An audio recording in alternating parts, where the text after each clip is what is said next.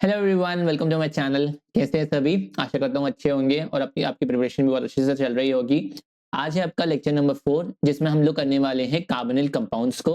आज हम carbonyl compounds की थ्योरी देखेंगे। जैसे कि आप लोग जानते हैं कि आईएससी 12th 2026 के लिए संकल्प सीरीज चल रही थी जिसमें मैं आपको थ्योरी प्लस क्वेश्चंस दोनों करा रहा था। अभी तक हम लोगों ने हैलोएल्कीन्स एंड हैलोजनीज पूरा कंप्लीट कर लिया है एंड अल्कोहल्स फिनॉल्स का हमने थ्योरी का लेक्चर कर लिया था। अभी इसके क्वेश्चंस बाकी हैं, चिंता मत करो, मैं करा दूंगा क्वेश्चंस भी। लेकिन फिलहाल आज हम करने वाले हैं कार्बोनिल कंपाउंड्स। इसमें ये पार्ट नंबर 1 है। इसमें हम लोग कार्बोनिल कंपाउंड्स की थ्योरी देखेंगे। कोशिश रहेगी कि आज की क्लास इसी क्लास में हम लोग स्टार्ट करके वाइंड अप कर लें। जैसे कि आप लोग जानते हैं कि हम लोग थ्योरी को बहुत ही क्रिस्प वे में जो है देखते हैं। चीजें सारी कवर होती हैं, ऐसा नहीं है कुछ भी चीज जो है छोड़ी जाती है। चीजें सारी कवर होती हैं, बस इतना है कि थोड़ा हम स्पीड में चलते हैं। ऐसा मैं अज्यूम करके चलता हूं कि आप लोगों ने एक बार चैप्टर को ऊपर ऊपर से देख रखा है। आपको चीजें तो इतनी तो मालूम है कि चैप्टर में है क्या क्या। इतना अगर आपको पता है तो आपको बिल्कुल भी दिक्कत नहीं होगी चैप्टर के अंदर। मैं आपको एक ही चीज बताऊंगा, छुड़वाऊंगा कुछ भी नहीं, लेकिन बस यही है कि थोड़ा सा स्पीड में चलेंगे हम लोग ताकि हम लोग एक ही क्लास के अंदर चैप्टर को वाइंड अप कर सके। तो जो भी लोग चैनल पर नए हैं, चैनल पर सब्सक्राइब करने का कष्ट करें, बेल आइकन को हिट कर दें ताकि 30 मिनट्स पहले आपके पास नोटिफिकेशन आ जाए और आपका कोई भी लेक्चर मिस ना हुआ करे। उसके साथ साथ अगर आपको चाहिए पीडीएफ सेशन की, बाकी पिछले सेशंस की, और कोई भी इंफॉर्मेशन इस सेशन के रिगार्डिंग, बाकी सारे सेशंस के रिगार्डिंग, या आपको डाउट्स पूछने हैं, आपस में डिस्कशन करना है, सब चीजें जो होती हैं वो इन ग्रुप्स पर होती हैं। आप लोग इंश्योर करना कि टेलीग्राम ग्रुप तो ज्वाइन कर ही लो। इसका जो सबसे लेफ्ट वाला जो क्यूआर कोड है ये टेलीग्राम ग्रुप का है। आप इसे तो ज्वाइन करो ही करो। अगर कोई और भी ज्वाइन कर सकता है तो वो और ग्रुप्स भी ज्वाइन कर सकता है। ये सारे सोशल मीडिया हैंडल्स हैं और सारे क्यूआर कोड्स हैं, आप इन्हें ज्वाइन कर सकते हो, ठीक है। लेकिन जो है टेलीग्राम जरूर ज्वाइन कर लेना।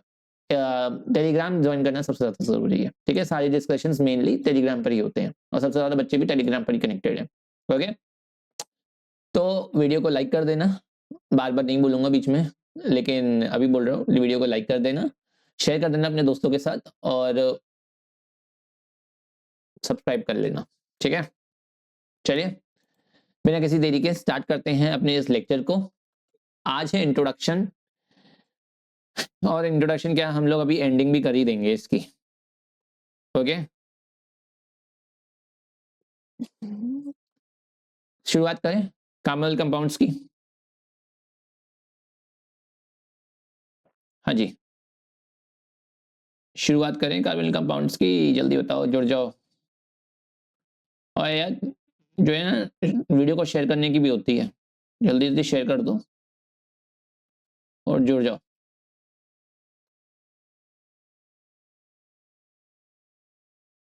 करें स्टार्ट? चलो स्टार्ट करते हैं। देखो, कार्बोनिल कंपाउंड्स, कार्बोनिल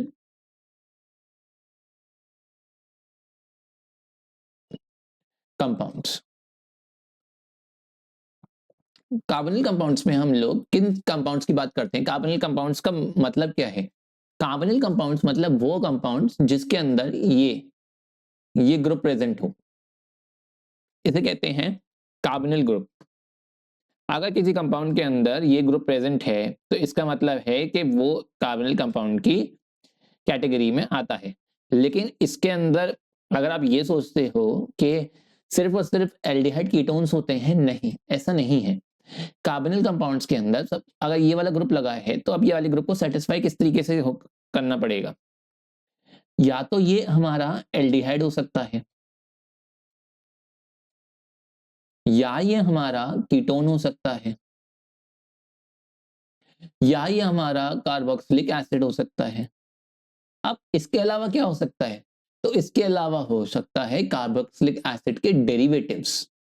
डेरिवेटिव्स का क्या मतलब हुआ? डेरिवेटिव्स का मतलब हुआ जो इसी कार्बोक्सिलिक एसिड से डिराइव हुए हों, ठीक है। अभी इनके बारे में बात करेंगे, अगर समझ में आ रहा है वेल एंड गुड, नहीं आ रहा कोई दिक्कत नहीं है, अभी हम धीरे धीरे बात करेंगे सब चीजों के बारे में, ठीक है।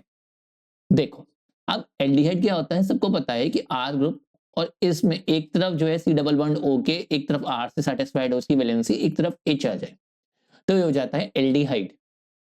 कीटोन में क्या होता है, H नहीं होता, दोनों तरफ आपका एल्काइल ग्रुप लग जाता है, तो ये हो जाता है कीटोन। कार्बोक्सिलिक एसिड में R और ये C डबल बॉन्ड O के साथ OH जुड़ जाता है, ये जो ग्रुप है COOH, ये हो जा आपका कार्बोक्सिलिक एसिड दे देता है। अब इसके डेरिवेटिव्स क्या क्या हो गए, इसके डेरिवेटिव्स में आपका एक तो हो गया एसाइल हैलाइड, ठीक है, मोटे मोटे बता रहा हूं, एक हो गया आपका एसाइल हैलाइड, दूसरा हो गया आपका एसिडिक एनहाइड्राइड,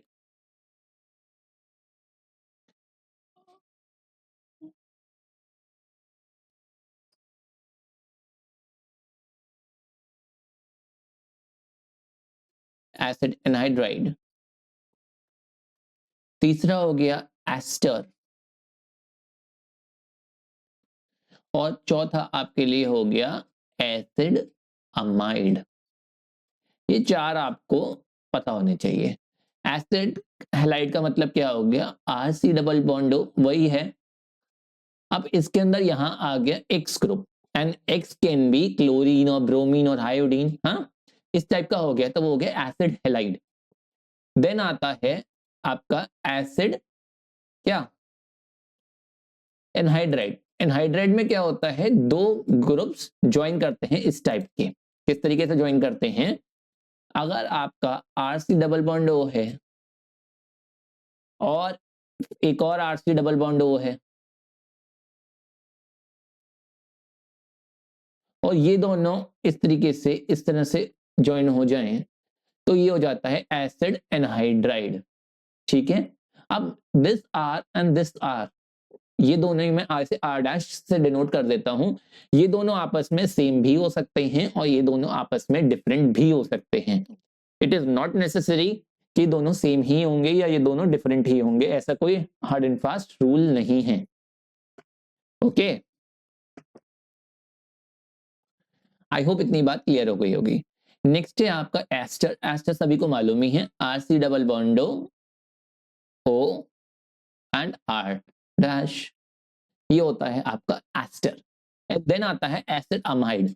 अमाइड है, RC डबल बॉन्ड O और इसके संग जुड़ जाता है NH2, ये होता है अमाइड, ठीक है।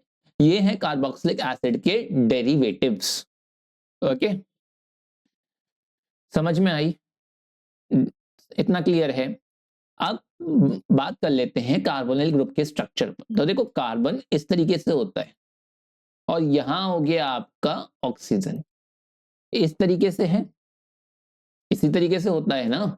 तो इसका मतलब क्या है, इसका मतलब है ये कार्बन है, ये ऑक्सीजन है, और यहाँ डबल बॉन्ड O है, इसका मतलब क्या है, यहाँ पाई क्लाउड रहा होगा। और ये किस तरीके का शेप होता है, बनाना शेप्ड, इस तरीके से पाई क्लाउड रहे होंगे, ठीक है। ये बॉन्ड कैसा हो गया, सिग्मा, ये बॉन्ड कैसा हो गया, सिग्मा, इसमें कैसे बॉन्ड हो गए, ये सिग्मा हो गया, और ये कैसा हो गया, पाई बॉन्ड हो गया, ठीक है, इस तरीके से हो गया। अब इलेक्ट्रॉन डेंसिटी किस तरीके से रही होगी, इस तरीके से इसका ऑर्बिटल हो, इस तरह से रहा, ये इसका ऑर्बिटल है, और किस तरीके से डेंसिटी होगी, ये इस तरीके से, ये ऐसे पाई इलेक्ट्रॉन डेंसिटी ये रही, और ये वाला सिग्मा बॉन्ड हो गया, इस तरीके से रही होगी।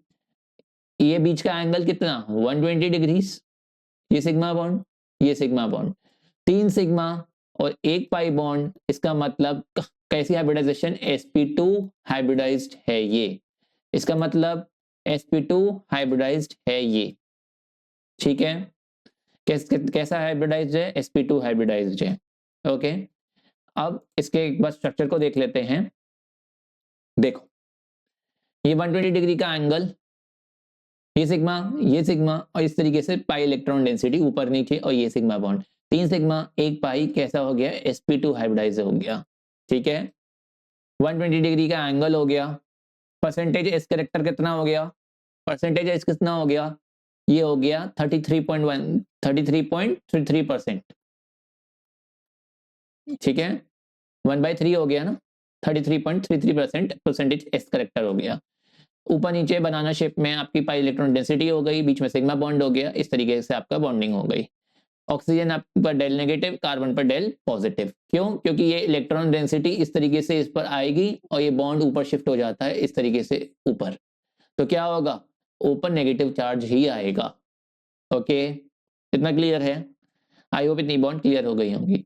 कार्बन और ऑक्सीजन दोनों की electron density sorry electronegativity different होती है, इसलिए इसमें क्या है? इसलिए इसके अंदर पोलैरिटी है। Polarity arises due to difference in electronegativity, that's why इसके अंदर पोलैरिटी है, ये बॉन्ड पोलर है। ठीक है, अब बात कर लेते हैं कुछ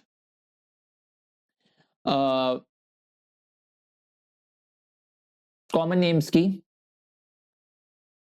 देखो, सबको मालूम है ये होता है आपका फॉर्मल्डिहाइड, ये होता है आपका एसिटाल्डिहाइड, सबको पता है ये वाली बात।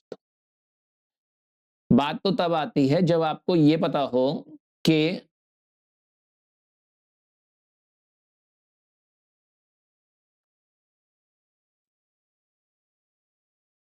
ये क्या है। तो इसका कॉमन नेम होता है एक्रोलीन। ठीक है, देन एक आपको पता होना चाहिए थैलियाल्डिहाइड।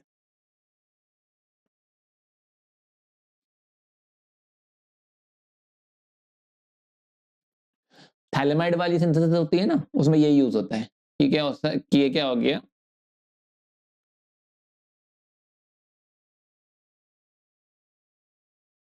ठीक है, ये हो गया। एक हो गया क्रोटोनाल्डिहाइड, ये भी आपका यूज होता है कॉमन नेम में।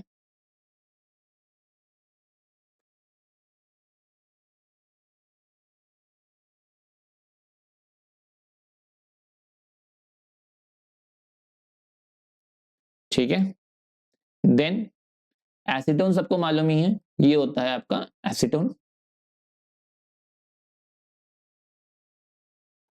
एक आपका यूज होता है सिनेमाल्डिहाइड, काफी ज्यादा कॉमन नेम है, ये बहुत ही ज्यादा यूज होने वाला। क्या है ये? This is cinnamaldehyde.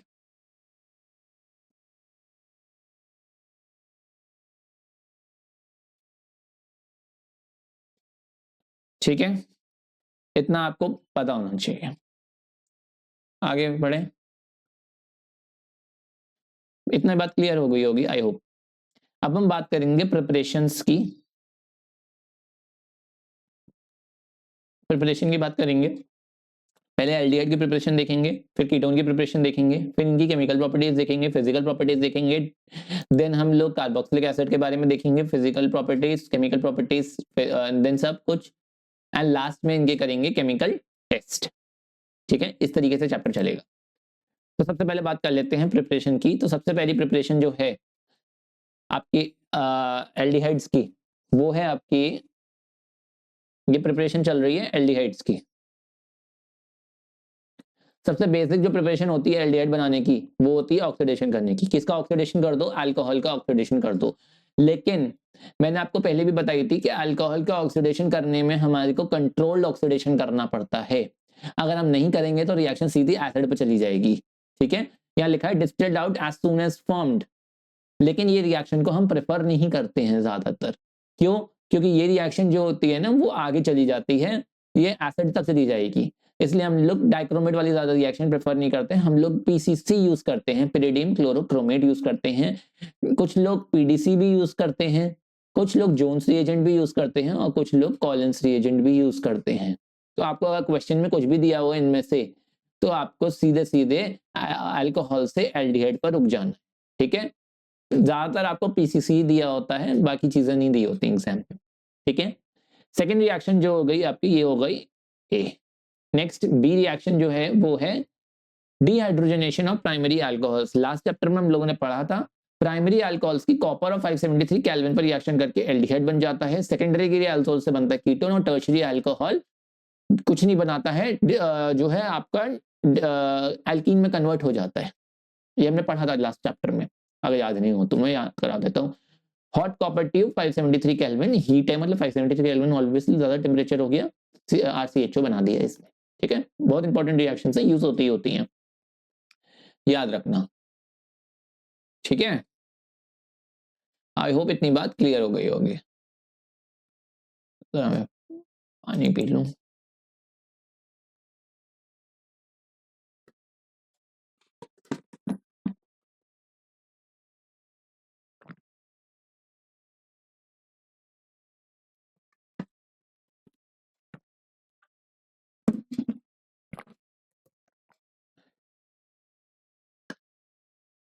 ठीक है,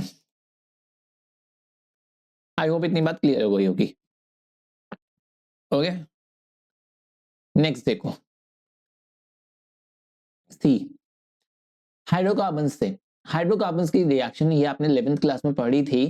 एंड जो बच्चे पुराने हैं मैंने उन्हें बार बार बोल रखा है कि कभी भी ये मत कंसिडर करना कि ऑर्गेनिक में 11th का सिलेबस आएगा, ये सिलेबस वो सिलेबस, नहीं, कोई सिलेबस नहीं होता। जब एबीसीडी क्वेश्चंस आते हैं, पैराग्राफ बेस्ड क्वेश्चंस आते हैं, आपके बाकी के क्वेश्चंस आते हैं कन्वर्जन्स के, तो वहां पर डिफाइंड नहीं होता कि आपका किस तरीके से रिएक्शन होगी। तो इसमें कोई डिफाइंड नहीं होता कि 11th क्लास की रिएक्शन नहीं आ सकती, कि 12th क्लास की रिएक्शन नहीं आएगी, ऐसा कुछ डिफाइंड नहीं होता। 11th की 12th में यूज हो जाएगी, 12th की 11th में यूज हो जाएगी। ओके, तो इस जो है गलत फहमी से बाहर आ जाओ। हाइड्रोकार्बन से रिएक्शन है, ये 11th में ही पड़ी हुई थी, ओजोनोलिसिस ऑफ एल्कीन्स। इस तरीके से आपका ये हार्ट शेप में बनता है स्ट्रक्चर, इस तरीके से ये झोपड़ा सा बना हुआ है ना। ओजोनोलिसिस ऑफ एल्कीन्स, एल्कीन ये रहा, ओजोन ये रहा। क्या करते हैं, RCH यहाँ पर, जहां ये बॉन्ड को तोड़ के यहाँ पे O लगा दो, यहाँ नीचे नीचे O लगा दो। और किस तरीके से तोड़ोगे इसे, इस तरीके से, ऐसे तोड़ दिया। ये डबल बॉन्ड O इसके संग RCH और O इसके संग चले गए, R-CH-O इसके साथ चलेगा। बचा हुआ क्या बचा, क्या बचा, बचा हुआ ZnO। और ये रिएक्शन किसकी प्रेजेंस में हुई, जिंक की प्रेजेंस में। ये इंपॉर्टेंट है, यहाँ पर हम लोगों को रिएक्शन में दे रखा होगा जिंक H2O। ठीक है, तो RCHO और R-CHO। अच्छा, एग्जाम में क्वेश्चन कैसा आता है, एग्जाम में जब आपका पैराग्राफ बेस्ड क्वेश्चन आएगा तो कहेगा कि N alkene which on reaction with ozone gives two aldehydes this and this, और क्या कहते हैं, बताओ कौन सी एल्कीन है ना। तो क्या करना है, सिंपल सा, कुछ नहीं करना, RC डबल बॉन्ड OH ये एल्कीन लेनी है और ये एल्कीन लेनी है।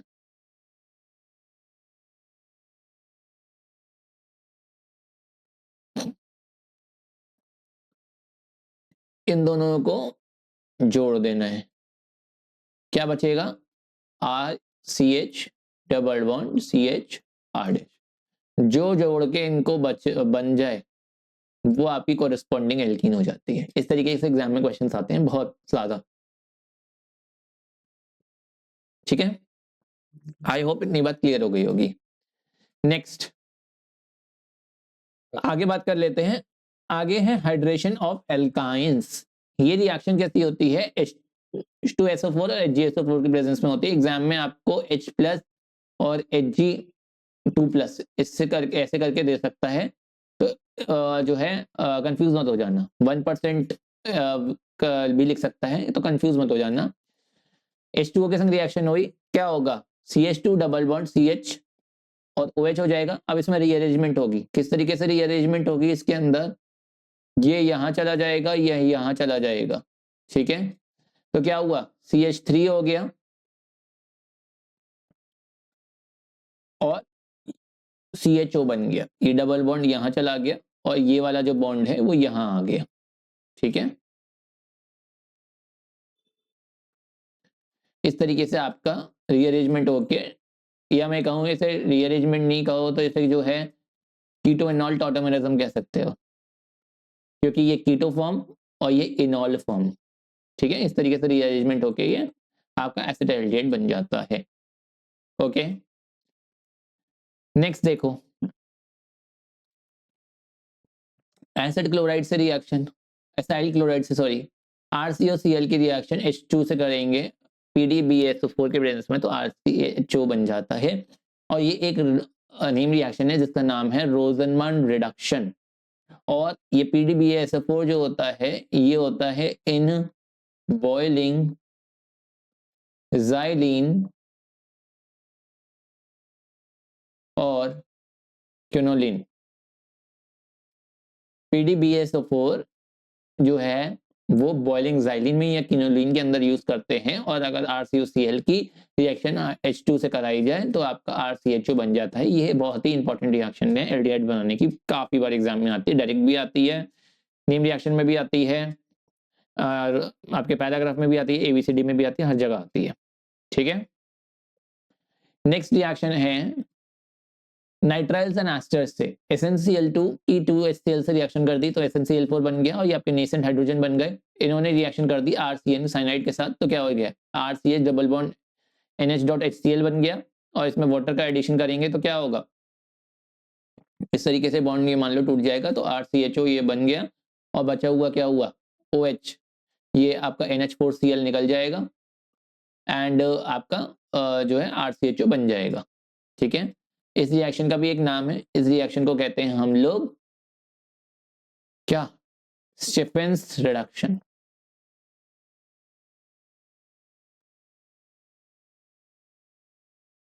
स्टीफेंस रिडक्शन, या फिर आप सिंपली स्टीफेंस रिएक्शन कह सकते हो। ठीक है, याद रखना इस वाली रिएक्शन को। ओके, नेक्स्ट रिएक्शन दे दो। अच्छा, एक और चीज देखना, RCN की एक रिएक्शन और है, अगर हमारे पास रिएक्टेंट में दे रखा हो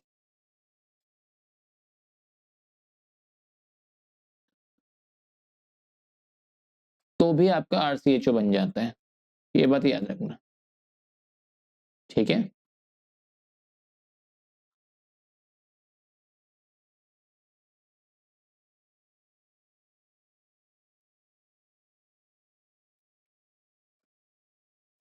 नेक्स्ट रिएक्शन, अब ये आपके किसके लिए हो गई, ये हमारे एरोमेटिक वालों के लिए हो गई।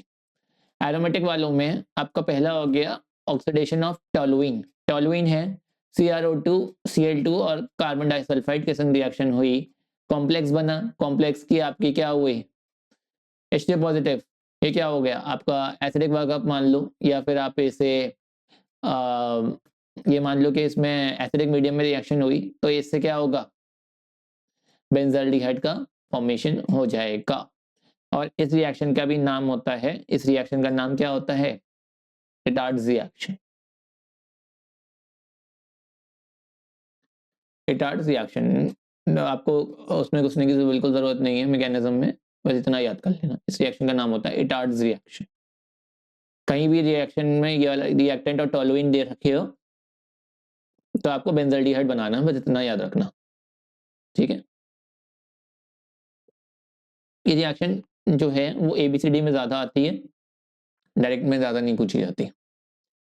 नेक्स्ट है side chain chlorination followed by hydrolysis.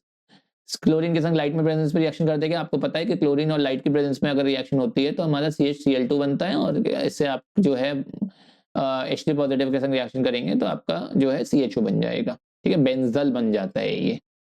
Okay, ठीक है, थर्ड रिएक्शन है, ये भी एक नेम रिएक्शन है, गैटरमैन कॉच रिएक्शन, सबसे अच्छी रिएक्शन है बेंजीन से बेंजाल्डिहाइड बनाने की। कुछ लोग क्या करते हैं, बेंजीन से टोलुइन बनाते हैं, फिर टोलुइन से बेंजाल्डिहाइड बनाते हैं, नहीं, इतना करने की कोई जरूरत नहीं है।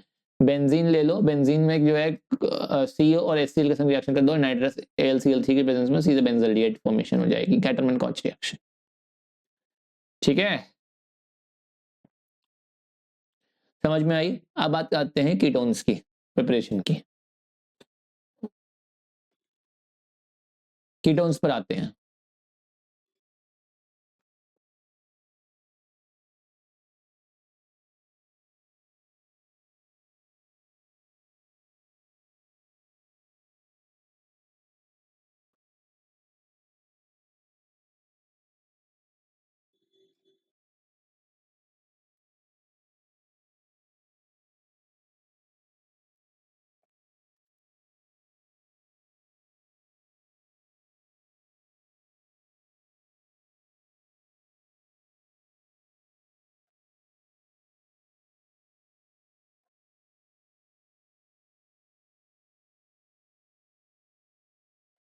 कीटोन्स में क्या है, पहली जो रिएक्शन है वो है ऑक्सीडेशन की, वही मैंने अभी आपको बताया था, सेकेंडरी अल्कोहल का ऑक्सीडेशन करेंगे तो कीटोन बन जाएगा, प्राइमरी का करते हैं तो एल्डिहाइड। सेकेंड है कॉपर के संग 573 केल्विन पर, सेम रिएक्शन है, बस इतना करने की, बस रिएक्टेंट चेंज कर दिया है तो आपका उससे एल्डिहाइड, उससे कीटोन। ठीक है, समझ में आई? इतना समझ में आया? नेक्स्ट रिएक्शन ओजोनोलिसिस की, सेम रिएक्शन है इसमें भी, इसकी एल्कीन के संग ओजोनोलिसिस कर दिया, क्योंकि यहाँ पे H था तो एल्डिहाइड बन गया था, अब यहाँ पर R आ गया एक्स्ट्रा, तो यहाँ पर वही वाला R यहाँ पर आ जाएगा। ठीक है, अब ये 2 टाइम्स ऑफ कीटोन लिखा है, ये 2 टाइम्स ऑफ कीटोन जरूरी नहीं है, अगर ये R डैश हुआ, अगर सपोज करो R डैश हुआ तो ये 2 टाइम्स नहीं होगा, फिर ये एक R C double bond O R बन जाएगा और एक R dash C double bond O R dash बन जाएगा, ये 2 बन जाएंगे। वो डिपेंड करता है कि आपका R और R डैश कैसे है, वो आप अपनी चॉइस से ले सकते हो डिपेंडिंग अपॉन द प्रोडक्ट, कि आपको किस तरीके का प्रोडक्ट फॉर्म करना है। ठीक है, ये बात याद रखना। ठीक है, चलिए फोर्थ आपकी जो रिएक्शन है वो है हाइड्रेशन ऑफ एल्काइंस। एल्काइन ले ली और उसकी हाइड्रेशन कर दी, मार्कोनिकॉफ्स रूल लगेगा। मार्कोनिकॉफ्स रूल में क्या होगा आपका, OH कहाँ जाएगा, जहां पर हाइड्रोजन कम हो, तो OH यहाँ पर जाएगा, OH आ गया यहाँ पे, कीटोएनॉल टॉटोमेरिज्म हो जाएगी, कीटोएनॉल टॉटोमेरिज्म होके क्या हो जाएगा, ये यहाँ चला गया और ये यहाँ चला गया। ठीक है, तो ये वाला H जो है वो यहाँ आ गया और ये वाला ये बॉन्ड इधर चला गया, तो आपका कीटोन बन गया। ठीक है, इस तरीके से टॉटोमेरिज्म हो जाएगी, यहाँ पे टॉटोमराइज कर जाएंगे। ठीक है, आई होप इतनी बात क्लियर हो गई होगी। नेक्स्ट देखो, एसाइल क्लोराइड से अगेन इसमें हम लोग डाई एल्काइल कैडमियम यूज करते हैं, ये आपका डाई एल्काइल कैडमियम हो गया और ये हमने RCOCl के संग यूज कर लिया, तो ये आपका किस तरीके से होता है, RC double bond O Cl, RC double bond O Cl और ये आपका CD R और R, इस तरीके से हो गया। ठीक है, ये हो गया। अब ये क्या होगा, इस तरीके से ये यहाँ से इसने ये ले लिया, बाकी बचे हुए RC डबल बॉन्ड O, इसके संग एक R जुड़ जाएगा और बचे हुए ये वाला RC डबल बॉन्ड O के संग ये वाला R जुड़ जाएगा। इस तरीके से रिएक्शन हो जाती है।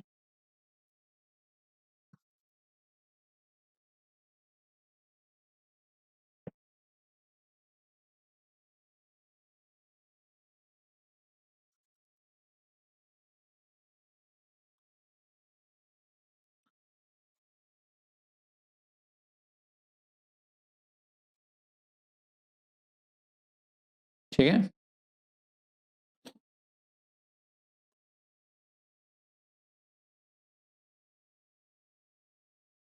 नेक्स्ट अगेन नाइट्राइल से रिएक्शन, MgBr है, CH3CN के संग रिएक्शन हुई, वही रिएक्शन सेम, ये यहाँ पर इसने अटैक किया, ये यहाँ पर इसके संग जोड़ेगा, डबल बॉन्ड Br, ये इस तरह से अलग हो जाएगा, डब O और OH यहाँ पर आ जाएगा, C डबल बॉन्ड O हो गया, CH2CH3 और यहाँ पे Mg के साथ NH2 और Br जुड़ गए। ठीक है, अब एरोमेटिक कीटोन्स कैसे बनते हैं वो देख लेते हैं। पहली reaction Friedel Crafts acylation, RCOCl के संग रिएक्शन हो गई, एसाइल ग्रुप लग गया, एनहाइड्राइड से LCl3 के प्रेजेंस में, तो क्या होगा, यहाँ पर C double bond O R, ये ग्रुप लग जाएगा और यहाँ पे जो H है इसके ऊपर और ये जो Cl है, ये दोनों H और Cl जो है इस सील बना लेंगे। ठीक है, इस तरीके से रिएक्शन हो जाती है। नेक्स्ट रिएक्शन क्या है, अगर हमारा इसकी जगह जो है, अगर हम लोगों ने एसाइल क्लोराइड जो है बेंजाइल ले लिया AlCl3 के प्रेजेंस में, तो ये हमारा ऊपर CO C6H5 लग जाएगा। ठीक है, तो ये हो जाएगा बेंजोफिनोन। ओके, नेक्स्ट रिएक्शन है नाइट्राइल से, नाइट्राइल ले लिया हम लोगों ने, फिनाइल मैग्नीशियम ब्रोमाइड ले लिया हम लोगों ने, ईथर के प्रेजेंस में रिएक्शन करी, वही सेम रिएक्शन और ये ऊपर से इस तरह से टूट जाता है, CH3CH2 और ये हमारा C डबल बॉन्डो, ये यहाँ इस तरीके से लग जाता है। ठीक है ना, C6H5 और बाकी बचा हुआ आंसर में आ जाएगा। ओके, ये हो गई हमारी रिएक्शन। ओके, समझ में आई? अब बात कर लेते हैं फिजिकल प्रॉपर्टीज की। फिजिकल प्रॉपर्टीज की बात कर लेते हैं हम लोग अब। तो फिजिकल प्रॉपर्टीज अगर बात करी जाए कार्बोनिल कंपाउंड की, तो सबसे पहली बात होती है कि बॉइलिंग पॉइंट के बारे में। तो इनका जो है बॉइलिंग पॉइंट जो होता है कंपैरेटिवली हायर होता है हाइड्रोकार्बन्स के कंपैरिजन में। क्यों? क्योंकि इनके अंदर पोलैरिटी होती है, कार्बोनिल ग्रुप के अंदर हाइड्रोजन बॉन्डिंग कर लेते हैं। नहीं इनके अंदर होती है dipole dipole interactions, dipole dipole interactions कर लेते हैं, स्ट्रॉन्ग डाइपोल डाइपोल इंटरेक्शंस होती हैं। ठीक है,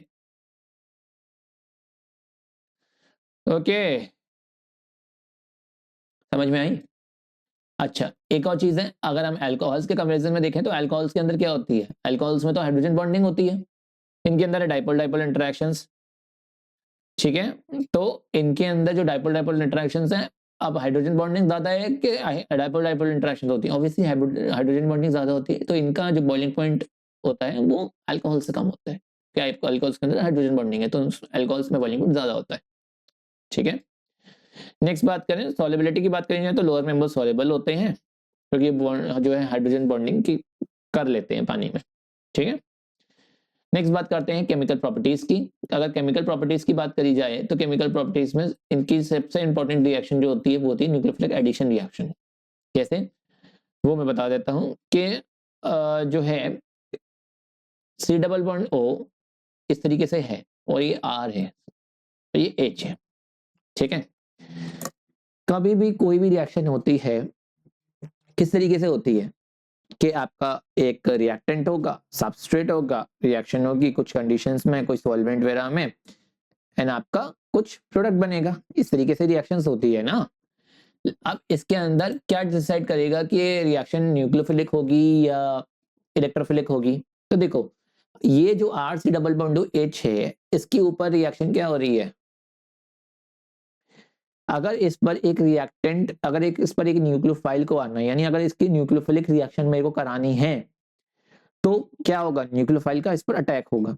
अब न्यूक्लियोफाइल का अटैक होने के लिए, न्यूक्लियोफाइल क्या होता है? न्यूक्लियोफाइल या तो इलेक्ट्रॉन रिच स्पीशीज होती है या न्यूट्रल स्पीशीज होती है।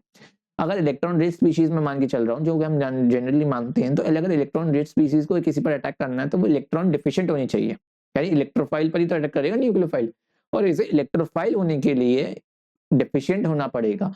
तो और डिफिशिएंट होने के लिए इस पर क्या होना चाहिए? डेफिशिएंट होने के लिए इस पर ऐसे ग्रुप्स लगे होने चाहिए जो इसकी इलेक्ट्रॉन डेंसिटी को खींच के बाहर निकाल दें। पुल करने वाले, इलेक्ट्रॉन डेंसिटी को पुल करने वाले पुलिंग ग्रुप्स लगे होने चाहिए इसके ऊपर, तभी तो ये गरीब हो पाएगा। ये जो है संसार का नियम है कि हमेशा किसी भी पावरफुल इंसान जो होता है वो अपने से कमजोर पर ही अपना दादागिरी दिखाता है। ये संसार का नियम है।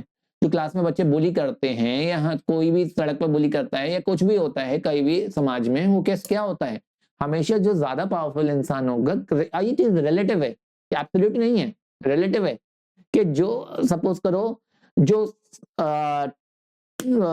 स्कूटी वाला है वो साइकिल वाले पर दादागिरी दिखाता है, जो साइकिल वाला है वो पैदल चलने वाला पर दिखाता है, जो गाड़ी वाला है वो स्कूटरी वाले पर अपनी दादागिरी दिखाता है। ठीक है, तो क्या होता है? हमेशा कोई इंसान अपने से पावरफुल वाले, जो अपने से नीचे वाला होता है, उसी को दबाने की कोशिश करता है। ऐसा ही होता है ना। तो यहाँ पे क्या है, अगर न्यूक्लियोफाइल का अटैक होना है तो वो इलेक्ट्रोफाइल के लिए उसे कमजोर बनना पड़ेगा। अगर कमजोर नहीं है तो उसे कमजोर बनाओ। ठीक है, यही रूल है यहाँ पे। तो जब एग्जाम में लगाने को आएंगे ना कि आप इनकी एसिडिक कैरेक्टर में लगा दो, आप इनकी रिएक्टिविटी के बेसिस पर इनका ऑर्डर लगा दो, तभी क्वेश्चन फंसेगा। अगर किसी ने ये कॉन्सेप्ट नहीं समझा तो उसका क्वेश्चन वहीं फंस जाएगा। और ये जो है, ये जरूरी नहीं है ये बोर्ड तक ही लिमिटेड है, ये आपका सीयूईटी में भी आता है, जेई में भी आएगा, नीट में भी आएगा, नेट में भी आएगा, और भी जो है गेट में भी आएगा। सारे एग्जाम्स में यही चीज आती है। ठीक है, तो यहाँ पर क्या है, अगर न्यूक्लियोफाइल का अटैक होना है, न्यूक्लियोफाइल को अटैक करना है इसके ऊपर, न्यूक्लियोफाइल या तो क्या होगा, लोन पेयर वाली स्पीशीज होगी या नेगेटिव होगी, इस तरीके से अटैक करेगा, तो ये इलेक्ट्रॉन डेफिशिएंट होना जरूरी है। तो अगर मैं बोलूं कि कौन ज्यादा रिएक्टिव होता है, एल्डिहाइड ज्यादा रिएक्टिव होता है तो कीटोन, तो ये आरसी ये है, और ये एक कीटोन जो है वो ये है। अब यहाँ पे दो आर ग्रुप लगे हैं, आर ग्रुप का मतलब क्या है, मैं बेसिक मान लूं, CH3 ग्रुप मान लूं, तो ये प्लस आई इफेक्ट लगा के डोनेट कर रहा है इलेक्ट्रॉन डेंसिटी रिंग को, इलेक्ट्रॉन डेंसिटी दे रहा है उसके अंदर, जबकि यहाँ पर एक तरफ से दे रहा है और एक तरफ एच लगा हुआ है बेचारा, यहाँ पे दोनों साइड से दे रहा है। तो यानी क्या है, ये गरीब कम है, ये गरीब कम है। तो जब अटैक होगा ना, तो फेवरेबल अटैक न्यूक्लियोफाइल का इस पे ज्यादा होगा, क्योंकि ये गरीब ज्यादा है, इसे ज्यादा अच्छे से दबा पाएगा। ये मान लो ये कार वाला है, ये कार वाला जो है पैदल चलने वाले को ज्यादा अच्छे से दबा पाएगा, लेकिन स्कूटी वाले को इतना नहीं दबा पाएगा। स्कूटी वाला जवाब दे देगा, क्या कहते हैं आप, तुम ये वाली कंडीशन में ले जाना, नहीं पैदल वाला भी तो जवाब दे सकता है ना। ये अपना वो लॉजिक यूज नहीं करना, सिर्फ जो एक एग्जाम्पल से मैं एक्सप्लेन करने की कोशिश कर रहा हूँ बस उतना ही समझना है ना। अब कंडीशन तो बहुत कुछ हो सकती है, पैदल वाला चांटा भी मार सकता है गाड़ी वाले में, तो वही उस पर मत आना है। और लोगों की जो वो है कैपेबिलिटीज, उन पर डाउट नहीं करना चाहिए। लेकिन मैं आपको एक एग्जांपल की तरह समझाने की कोशिश कर रहा हूँ कि जो ज्यादा गरीब है उसे अच्छे से दबा पाएगा। यहाँ पर क्या, यहाँ से दोनों इलेक्ट्रॉन डेंसिटी, ये मान लो कि इसके पास पॉलिटिकल बैकिंग है, इसके पास पॉलिटिकल बैकिंग है दो आर ग्रुप्स की तरफ से इधर से, तो इसे नहीं दबा पाएगा उतनी अच्छी तरह से। ठीक है, वो कह देगा चाचा विधायक है हमारे। तो समझ रहे हो ना, ये वो वाला कॉन्सेप्ट है, इसके बेसिस पे पूरा ऑर्डर लगाने को आता है। 5-6 दे देंगे आपको, लगा के देंगे लगा दो इनकी स्ट्रेंथ के ऑर्डर में, और आपको 4 ऑप्शन दे रखे होंगे, ऑर्डर लगा दो। ओके, समझ में आई? तो देखो, जब आपका रिएक्शन होती है, ये प्लेनर हो गया, ठीक है, प्लेनर था तभी इसमें 120 डिग्री का एंगल था।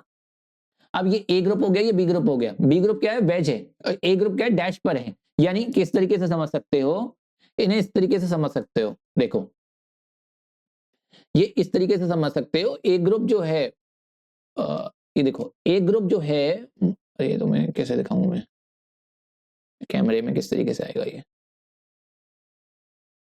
ए ग्रुप जो है ये यहाँ पे है, आगे की तरफ निकला हुआ, और ए ग्रुप प्लेन में पीछे की तरफ जा रहा है, इस तरीके से। यानी मेरे हाथ के पीछे दिख रहा है क्या, दिख रहा है क्या ये वाला, ठीक है। तो ये आगे की तरफ ऐसे पॉइंट आउट कर रहा है तुम्हारी तरफ, और एक ग्रुप जो है वो प्लेनर, प्लेनर यानी 120 डिग्री का एंगल। 120 डिग्री का एंगल किस तरीके से होता है, इस तरीके का होता है ना, कभी ऑप्टिक्स एंगल बनाया होगा तो इस तरीके का होता है 120 डिग्री का एंगल। तो ये एक एंगल तुम्हारी तरफ बल्ज आउट कर रहा है, एक मेरी तरफ पीछे जा रहा है, और दो एंगल प्लेन में है, इस तरीके से है, ठीक है। तो यहाँ पे आपका 120 डिग्री का एंगल है, एंड यहाँ क्या हो रहा है, न्यूक्लियोफाइल का अटैक हो रहा है। जैसे ही न्यूक्लियोफाइल इस पर अटैक करेगा, ये न्यूक्लियोफाइल जो है, ये न्यूक्लियोफाइल है यहाँ पे, ये न्यूक्लियोफाइल जैसे ही इस पर अटैक करेगा, तो ये जो है इलेक्ट्रॉन डेंसिटी ऑक्सीजन पर शिफ्ट हो जाएगी। ऑक्सीजन पर शिफ्ट होकर ऑक्सीजन पर डेल नेगेटिव आ जाएगा, इस पर डेल पॉजिटिव आ जाएगा। अब कार्बन क्या है, जब अटैक हुआ इस तरीके से न्यूक्लियोफाइल का, और इस तरीके से इलेक्ट्रॉन डेंसिटी शिफ्ट हो गई, तो क्या हुआ, ये कार्बन है, ये ऑक्सीजन पर नेगेटिव आ गया, और कार्बन के ऊपर ये NU चिपक जाएगा, ठीक है, चिपक जाएगा। अब ये हमारा इस तरीके से था ना, 1 2 3 और ये 4 था, हाँ।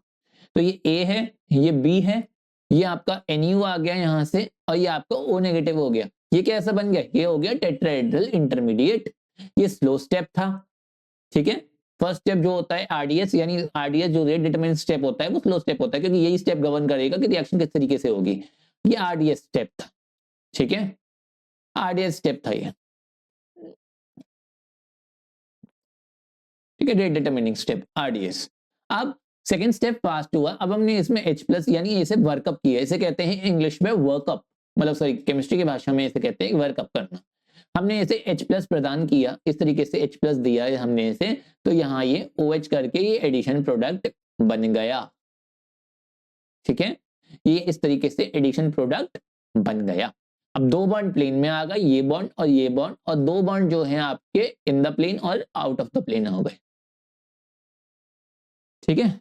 ये इस तरीके से बन गया आपका टेट्राहेड्रल में किस तरीके से बन गया, ये इस तरीके से बन गया। देखो 2 बॉन्ड ये हो गए इन द प्लेन वाले, एक बॉन्ड आपकी तरफ हो गया ये इस तरीके से पॉइंट आउट करता हुआ, और एक बॉन्ड मेरी तरफ हो गया पीछे की तरफ, तो ये 4 बॉन्ड हो गए। तो अगर आप देखोगे ना तो आपको सिर्फ ये 2 बॉन्ड दिखेंगे इन द प्लेन वाले, ये एक बाहर की तरफ है और एक ही अंदर की तरफ जा रहा है, ठीक है, इस तरीके से हो रहा है, इस तरीके से आपका प्रोडक्ट बन जाता है। तो यहाँ पर आपका पोलर कार्बोनिल ग्रुप था, ऑक्सीजन ज्यादा इलेक्ट्रोनेगेटिव थी, इलेक्ट्रॉन डेंसिटी को इसने अपनी तरफ पुल कर लिया, यही हुआ ना। यहाँ न्यूक्लियोफाइल का अटैक हुआ इस कार्बन सेंटर पर। अच्छा, कार्बन सेंटर पर क्यों अटैक हुआ न्यूक्लियोफाइल का? क्योंकि कार्बन सेंटर ही तो गरीब है, ऑक्सीजन सेंटर पर अटैक नहीं होगा। अच्छा, यहाँ पे जो है ना, ये सिलेबस में नहीं है, ये सीयूटी के भी सिलेबस में नहीं है, ये मतलब जेई तक जो है, जेई में मान लो पढ़ाया जाएगा। ये जेई का कॉन्सेप्ट है एचएसएबी थ्योरी। एचएसएबी थ्योरी होती है, ये होती है hard soft acid base theory. ये कहती है हार्ड न्यूक्लियोफाइल हार्ड पर अटैक करेगा, सॉफ्ट वाला सॉफ्ट पर अटैक करेगा, हार्ड हार्ड सॉफ्ट सॉफ्ट। ठीक है, तो इस तरीके से होता है। कार्बन सेंटर पर अटैक किया, ऑक्सीजन सेंटर पर अटैक नहीं होगा। कार्बन सेंटर पर अटैक हुआ, ये ऑक्सीजन जो है नेगेटिव हुआ, अभी ऑक्सीजन जो होता है ये अपना H+ पकड़ लेता है। ठीक है, तो ये थ्योरी के बारे में ज्यादा जानने की जरूरत नहीं है, बस ये बात रखो कि कार्बन सेंटर पर अटैक हुआ। ओके, इस तरीके से। तो ये किस तरीके से होगा, ये कार्बन है, इस तरीके से रेजोनेटिंग फॉर्म बन गई, इस पर ये लोन पेयर है, ये नेगेटिव चार्ज है, और ये किस तरीके से बन जाएगा,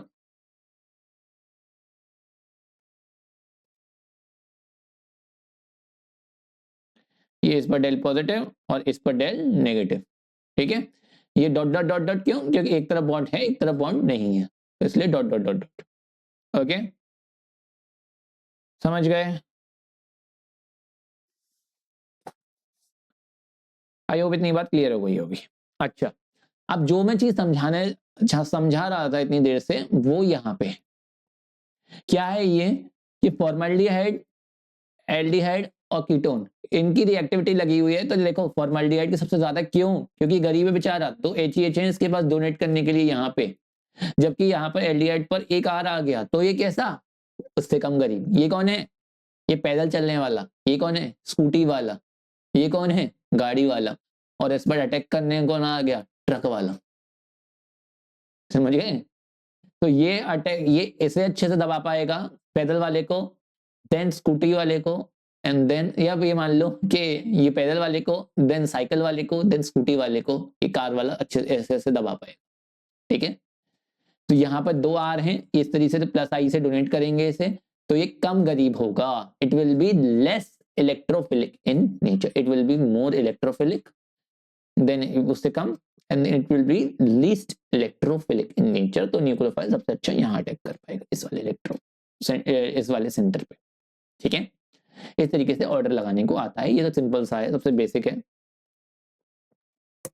ओके, तो आप इसे इंग्लिश में कैसे बोल सकते हो? इसे इंग्लिश में बोल सकते हो, अब गाड़ी वाला स्कूटर वाला थोड़ी बोलोगे, इसे बोलोगे स्टेरिक हिंड्रेंस और इलेक्ट्रॉन डोनेशन की प्रॉपर्टीज के बेसिस पे, कि यहाँ पर स्टेरिक फैक्टर लग गया, यहाँ पर इलेक्ट्रॉन डेंसिटी जिंक को डोनेट हो रही है।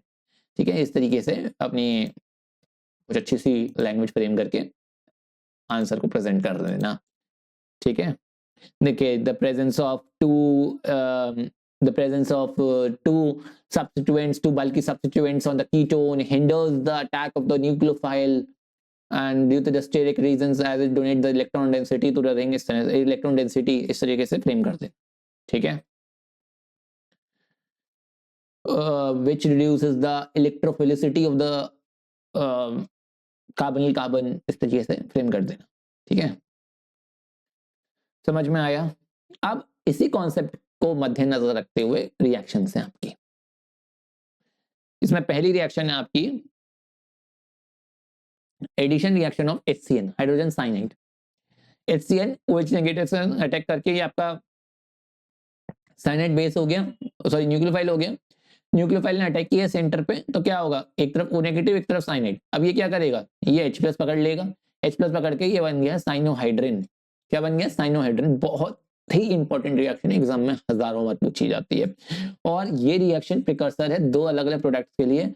अगर इसमें H3 पॉजिटिव ऐड कर दें, पानी ऐड कर दें, तो क्या बन जाता है, ये आपका, ये आपके ऊपर छोड़ रहे हैं, आपको क्या भरने हैं, ये आपका साइनाइड जो होता है वाटर के प्रेजेंस में क्या होता है, एसिड बनाता है ना, COH।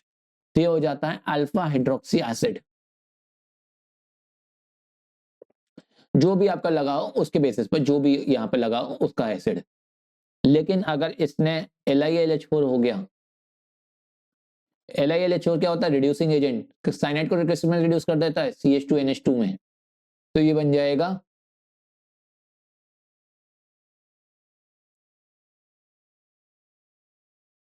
ठीक है, ये क्या हो गया? Beta amino alcohol. बीटा कैसे? ये OH लगा हुआ है तो ये अल्फा और ये बीटा, ठीक है, इसके बगल वाला अल्फा और उसके बगल वाला बीटा।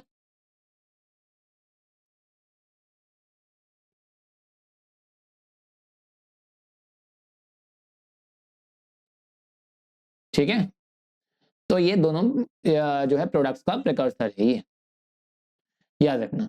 ये आपका एरोबेस क्वेश्चंस में बहुत आता है, मतलब आपको जो है यहाँ तक बनवाएगा और यहाँ से दे देगा कि LiLH4 बताओ क्या।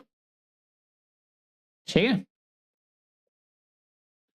नेक्स्ट है addition of sodium hydrogen sulphide NaHCO3, वही है, ये आपका HCO3 जो है आपका ये यहाँ पे अटैक करेगा, इस सेंटर पर अटैक होगा, OSO2H इस तरह से जुड़ेगा, ठीक है, और ONA हो जाएगा, यहाँ पे प्रोटॉन ट्रांसफर होगा, ये OH बन जाएगा और ये इस तरह से बन जाएगा। ठीक है, ग्रेनार्ड रिएजेंट की रिएक्शन करेंगे तो क्या बनेगा? RMgX है, इसे मार्क कर लेना, वेरी वेरी इंपॉर्टेंट, इसके बिना पेपर नहीं बनता। ठीक है, कैसे बनेगा? इस तरीके का सेंटर है, RMgX के संग रिएक्शन होगी, R जो है यहाँ नेगेटिव होता है, Mg पॉजिटिव सेंटर होता है, R नेगेटिव का यहाँ पर रिएक्शन होगी, ये ऊपर जाएगा, यह क्या होगा? C double bond O, sorry C O negative, और ये O नेगेटिव MgX पकड़ लेगा, और यहाँ पर जो है आपका R आ जाएगा, और यहाँ पर इसके दो बॉन्ड हो गए। देन पानी से वर्कअप करेंगे तो ये जो होता है वो H पकड़ लेगा और OH ये पकड़ लेगा, तो OH इसके संग ये OH आ रही है, यहाँ आ गया, और दूसरा इसके साइड में बच जाएगा MgXOH, ये साइड प्रोडक्ट हो जाएगा। ठीक है, ये अल्कोहल बन जाता है। डिपेंडिंग अपॉन के आपका R क्या है, आप अलग अलग तरह के अल्कोहल बना सकते हो। ये रिएक्शन बहुत इंपॉर्टेंट आती है कन्वर्जन्स में, बहुत बहुत बहुत इंपॉर्टेंट, मतलब बहुत इंपॉर्टेंट, मतलब बहुत ही ज्यादा इंपॉर्टेंट है। ठीक है, ये याद रख लेना। ये रिएक्शन तो आपको नींद में पूछे तभी बताना नहीं चाहिए, इतनी इंपॉर्टेंट रिएक्शन है। ठीक है, चलिए नेक्स्ट एडिशन ऑफ अल्कोहल। अगर एल्डिहाइड कीटोन में अल्कोहल मिला दिया तो क्या होगा? अल्कोहल एसिटिल गैस के संग रिएक्शन करेगा तो ये हेमीएसिटल बना देता है, और दोबारा से रिएक्शन कर दिया तो अब ये वाला भी चला जाता है और आपका एक और ये बन जाता है, तो इसे कहते हैं एसिटल। कीटोन रिएक्शन नहीं करता मोनोहाइड्रिक के संग, बल्कि डाइहाइड्रिक के संग रिएक्शन करता है, तो इससे डाइहाइड्रिक के संग रिएक्शन करके कीटल बना देता है इस तरीके से, ये कीटल हो जाता है। ये डायरेक्ट आपको लिखने को आ जाती है, ये ऐसे कोई वो नहीं पूछता इसमें, मतलब कन्वर्जन वगैरह में भी दे देता है, वो सॉरी कन्वर्जन कह रहा हूँ, एरो बेस क्वेश्चन में दे देता है, ये या डायरेक्ट दे देता है, पैराग्राफ बेस वगैरह में ज्यादातर नहीं पूछता है, और ना ही क्या कहते हैं आपकी नेम रिएक्शन या उसमें पूछता है कन्वर्जन में। ठीक है, नेक्स्ट रिएक्शन हो गई अमोनिया और उसके डेरिवेटिव्स के साथ। अमोनिया के डेरिवेटिव्स में काफी सारे डेरिवेटिव्स हैं, तो एक जनरल याद रख लो, आपको H2O रिमूव करना है, बस ये याद रख लो। NH2 है, अमोनिया क्या होता है? NH2 और H, अभी H नहीं है, ये मान लो ये X है, ये Z है, तो अभी कुछ भी हो सकता है, ये अगर आपका Z लगा है तो ये Z लग जाएगा बस, अगर अमोनिया हुआ तो NH3 हो जाएगा। ठीक है, आगे का देखें, अमोनिया इसके डेरिवेटिव्स के अंदर आगे का देखते हैं। देख हमारे ये रहा अमोनिया, अब मैंने क्या बताया था, इसे H2N और Z के रूप में देख लो, यहाँ आपको इस तरीके से H2O माइनस करना है एंड आपका रिजल्टिंग आपका प्रोडक्ट बनेगा। ठीक है, आई समझ में? अब आगे का देखो, NH2 के संग अगर जो Z ग्रुप है वो यहाँ पर क्या है, यहाँ Z ग्रुप है H। अगर Z ग्रुप NH2 बन जाए तो इसे हम कहते हैं हाइड्रोजीन। और इससे क्या बनते हैं, सारे जितने भी बनेंगे वो जोन बनेंगे। ठीक है, क्या बनेंगे, जोन बनेंगे। जैसे कि हाइड्रोजीन था तो हाइड्रोजीन से जुड़ गए बन गया है हाइड्राजोन। अगर NH2 जो है उसके साथ NHC6H5 आ जाए तो ये हो जाता है फिनाइल हाइड्रोजीन। इससे ये बन जाता है फिनाइल हाइड्रोजोन। अगर 2,4-DNP आ जाए, 2,4-डाइफिनाइल हाइड्रोजन, ये कैरेक्टरिस्टिक टेस्ट होता है जो बताता है कि हमारा कार्बोनिल ग्रुप है। ये कार्बोनिल ग्रुप का डिटेक्शन टेस्ट होता है। 2,4-DNP रिएजेंट होता है, NH2 वही रहा, NH, और ये वाला जो कार्बोनिल है, मतलब ये वाला जो आपकी रिंग है, राइल रिंग, इसके अंदर आपका 2,4 और फोर्थ पोजीशन पर NO2 ग्रुप लग जाए, 2,4-डाइनाइट्रोफिनाइल ग्रुप लग जाए, तो ये आपका वही ऐसे डबल बॉन्ड नहीं होगा, ये पूरा ग्रुप इस तरीके से लग जाएगा, 2,4-नाइट्रोफिनाइल हाइड्रोजोन बन जाता है। और ये जो होती है, ये आपका कैरेक्टरिस्टिक टेस्ट है, ये कंफर्म कर देता है कि आपका कार्बोनिल कंपाउंड है। हाइड्रोक्सिलामीन NH2OH, NH2 के साथ OH जुड़ जाए, यानी Z जो है वो OH है, तो ये आपका N और ये OH जुड़ जाता है, इसे कहते हैं ऑक्साइन। सेमी कार्बाजाइड NH2 के साथ NHC double bond NH2, semi carbazide जुड़ जाए तो ये सेमी कार्बाजोन बन जाता है। अमीन जुड़ जाए RNH2, यानी Z ग्रुप जो है R हो जाए तो ये C डबल बॉन्ड NR, इसे हम कहते हैं शिप्स बेस। ठीक है, इतनी बात याद रखना। आई समझ में? सब लोग किस तरीके से जोड़ेंगे, सब में H2 और माइनस करना है बस, और प्रोडक्ट ऐड करते चले जाओ। सबका वही मैकेनिज्म है, सबका वही रिएक्शन है, सबका सब कुछ वही है, सेम, कुछ भी फर्क नहीं है। ठीक है, एक रिएक्शन आती है तो बाकी सारी आप ऑटोमेटिकली कर लेंगे। आगे बढ़ते हैं जी। Reduction to alcohols, aldehyde ketones को रिड्यूस करना है तो आप LiLH4 या NaBH4 यूज कर सकते हैं। आपका रिड्यूस हो जाएगा एल्डिहाइड, एल्डिहाइड कीटोन रिड्यूस हो जाएंगे प्राइमरी और सेकेंडरी अल्कोहल्स में, एल्डिहाइड रिड्यूस हो जाएगा प्राइमरी में, कीटोन रिड्यूस हो जाएंगे सेकेंडरी। आई होप इतनी बात क्लियर हो गई होगी। ठीक है, आई होप इतनी बात क्लियर हो गई होगी। इससे आपकी ये अमोनिया डेरिवेटिव्स के संग ये हो गई रिएक्शन। ओके, ये आपकी पहले वाली रिएक्शन क्या थी, ये जितनी भी रिएक्शन चल रही थी 3 और ये 4 एडिशन ऑफ अल्कोहल्स। ठीक है, ये आपकी थी किसमें, न्यूक्लियोफिलिक एडिशन में। ए पार्ट था ये आपका, देन ये बी पार्ट आया आपका अमोनिया डेरिवेटिव्स वाला, एंड देन रिडक्शन वाला। ये बी पार्ट था अमोनिया डेरिवेटिव्स का, ये ए पार्ट था, ये बी पार्ट था, एंड अब ये सी पार्ट आ गया रिडक्शन वाला। रिडक्शन में हमने पहली रिएक्शन तो देख ली रिडक्शन की। सेकंड रिएक्शन जो होती है रिडक्शन की, मैंने बताया था कि अगर हम लोग स्ट्रॉन्ग रिड्यूसिंग एजेंट यूज कर लें तो रिडक्शन यही नहीं रुकता, रिएक्शन सीधे हेलो और सॉरी एल्किन बनाने पर रुकती है। तो वो रिडक्शन कौन सा होता है, तो दो टाइप के रिडक्शन है आपके, एक है क्लेमेंसन एंड सेकंड रिडक्शन जो है वो है आपका वोल्फ्रेशन। ठीक है, ये दोनों रिडक्शन है आपके, ये दोनों रिडक्शन अगर हमने करे तो सीधे आपकी रिएक्शन आपको एल्केन दे देगी। इनके रिड्यूसिंग एजेंट आपको पता होने जरूरी है।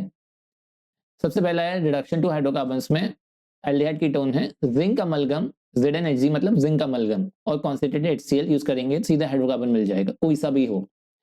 एसिडोफिनोन है COCH3 है, रिड्यूस हो जाएगा CH2CH3 में, कार्बन आइटम सेम रहेंगे, दो कार्बन थे, दो कार्बन के दो कार्बन रहेंगे, इथाइल बेंजीन बन गया।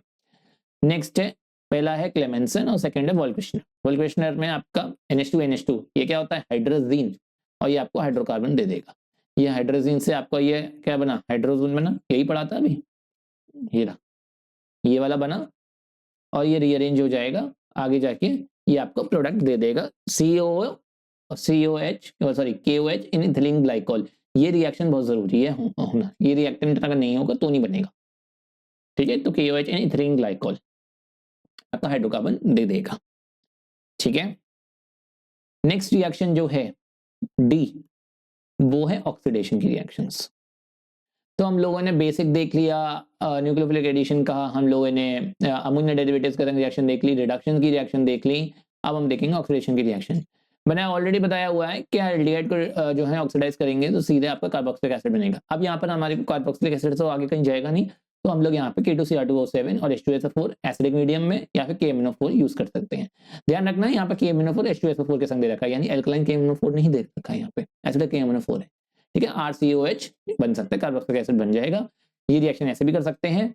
कीटोन की रिएक्शन कॉन्सेंट्रेटेड HNO3 से भी कर सकते हैं, K2Cr2O7 से भी कर सकते हैं और KMnO4 से भी कर सकते हैं।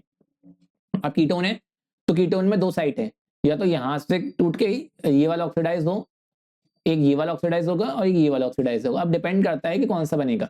देखो, अगर ये वाला ऑक्सीडाइज होता है, फर्स्ट पार्ट ऑक्सीडाइज होगा, तो एक ही कार्बन है तो इससे इथेनॉइक एसिड बन जाए, और दूसरे बचे हुए पार्ट से क्या बन जाएगा, इथेनॉइक एसिड बन जाएगा। अब यहाँ पे है, यहाँ पे अगर ये वाला पार्ट गया तो मेथनोइक एसिड बन गया, और दूसरे पार्ट में 1 2 3 4 तो ब्यूटानोइक एसिड बन गया, यानी C1 और C2 के बीच में बॉन्ड क्लीवेज हो गई। दूसरी पॉसिबिलिटी क्या है कि आपकी यहां से क्लीवेज हो जाए, तो ये आपका 1 2 यानी इथेनॉइक एसिड बन जाए, और 1 2 3 यानी प्रोपेनोइक एसिड बन जाए।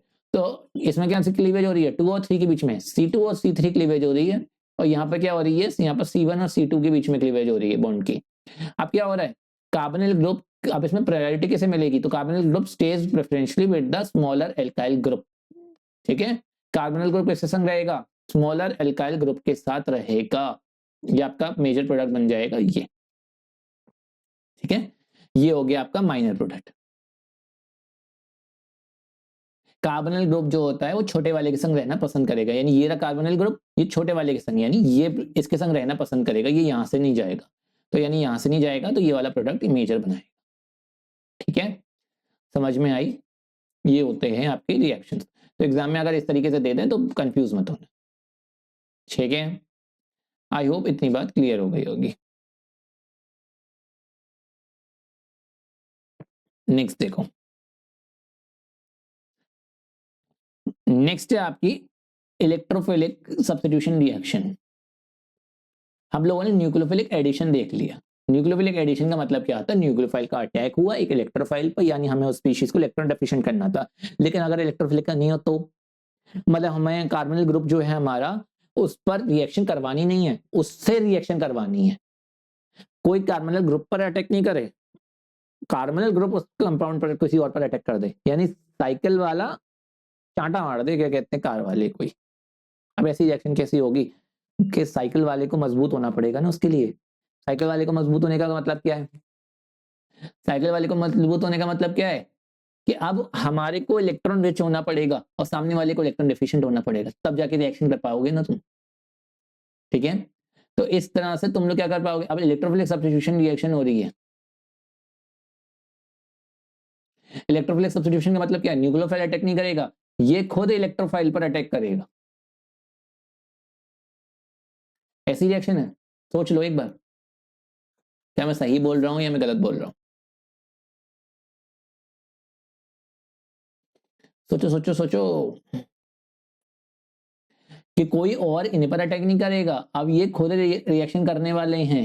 रिएक्शन का नाम कैसे होता है, न्यूक्लियोफिलिक रिएक्शन। न्यूक्लियोफिलिक का मतलब क्या, न्यूक्लियोफाइल का अटैक हो रहा है इनके ऊपर। इलेक्ट्रोफिलिक सब्स्टिट्यूशन का मतलब क्या है, इलेक्ट्रोफिलिक सब्स्टिट्यूशन, अब ये इन पर अटैक नहीं हो रहा, ये अटैक कर रहे हैं। तो देखो ये CHO है, यहाँ पर ये CHO ग्रुप कैसा होता है, ये होता है मेटा डायरेक्टिंग इन नेचर, और HNO3 कॉन्सेंट्रेटेड हो गई, यानी इसकी नाइट्रेशन हो गई। एसिडिक नाइट्रेटिक मिक्स में क्या आता है, HNO3 और H2SO4, ये आपका नाइट्रोबेंजीन लग गया मेटा की पोजीशन पे। ठीक है, ये लग गया मेटा की पोजीशन पे, ये हो गई इप्सो पोजीशन, ये हो गई ऑर्थो, ये हो गई मेटा। इस मेटा पोजीशन पर ये लग जाएगा। ठीक है, यहाँ पे ये न्यूक्लियोफिलिक, यहाँ पर न्यूक्लियोफाइल अटैक नहीं कर रहा है इनके ऊपर। ठीक है, न्यूक्लियोफाइल इन पर अटैक नहीं कर रहा है, ये बात याद रखना। ओके, अच्छा, CHO ग्रुप इस तरह से आपकी रिएक्शन लग जाएगी। ओके, अच्छा, अब इसमें मेटा डायरेक्टिंग क्यों हुआ, क्योंकि ये जो CHO ग्रुप है ये इस तरह से इलेक्ट्रॉन विड्रॉइंग नेचर का होता है, इलेक्ट्रॉन विड्रॉइंग ग्रुप है। ओके, ये इलेक्ट्रॉन विड्रॉइंग ग्रुप है, तो ये कैसा है, रिंग डीएक्टिवेटिंग है ये। कैसा है, रिंग डीएक्टिवेटिंग।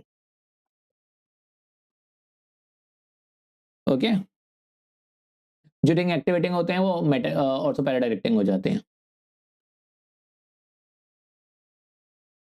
जनरल सेंस में बात कर रहा हूँ। ओके, याद रखना। अब बात कर लेते हैं कार्बोक्सिलिक एसिड की। तो कार्बोक्सिलिक एसिड, जैसा कि सब लोगों को पता है कि कार्बोक्सिलिक एसिड जो होता है खुद में ही एक एसिड है, तो इसका एसिडिक कैरेक्टर सबसे ज्यादा होगा ही होगा, एसिड है भाई। तो देखो, ये डबल बॉन्ड ओ है, ये इस तरीके से OH यहाँ देगा, ये इस तरह से रेज हो जाएगा, तो क्या हो जाएगा, ये अगर इसका बनाए तो ये क्या हो जाएगा, क्या हो जाएगा, ये इस तरीके से दे रहा है ना। अगर इस बॉन्ड को, ये यहाँ पर क्या किया है वो है इन्होंने, अगर हम इसे नहीं देखे हैं तो ये क्या किया हुआ है इसने, ये अगर इस तरीके से इलेक्ट्रॉन इस पर क्या लोन पेयर है, ये इस तरीके से दे दे तो ये क्या हो जाएगा, ये सिंगल बॉन्ड O नेगेटिव आ जाएगा, और ये डबल बॉन्ड है, अगर O ने दिए हैं तो O पॉजिटिव हो जाएगा, और इस पर लोन पेयर अभी भी एक लोन पेयर होगा, दो लोन पेयर होते हैं ना, तो एक तो दे दिया, एक बचेगा अभी भी, और ये H है, और यहाँ पे O नेगेटिव, और ये जो है इसके पास 1 2 3 4 5 6 ये हो गए, इस तरीके से स्ट्रक्चर बन जाएगा। एक स्ट्रक्चर ये है, एक स्ट्रक्चर ये है। यहाँ पर क्या किया है वो है इन्होंने, मैं आपको बता देता हूँ। जब भी एक बॉन्ड को इस तरीके से होता है ना, तो एक बॉन्ड को अगर हम हटाते हैं, तो एक बॉन्ड को हटाने से एक जो ज्यादा इलेक्ट्रोनेगेटिव होता है उसके ऊपर नेगेटिव आ जाता है, और जो कम इलेक्ट्रोनेगेटिव होता है उसके ऊपर पॉजिटिव चार्ज आ जाता है। ये वो किया है इन्होंने, एक बॉन्ड हटाया है और पॉजिटिव नेगेटिव लगाती है। ठीक है, तो ये सारे स्ट्रक्चर को मत देखो, तो ये इतना याद रखो कि ये इस तरीके से आपका रेजोनेंस में चला जाएगा, तो इस तरीके से रेजोनेंस स्टेबलाइज होता है।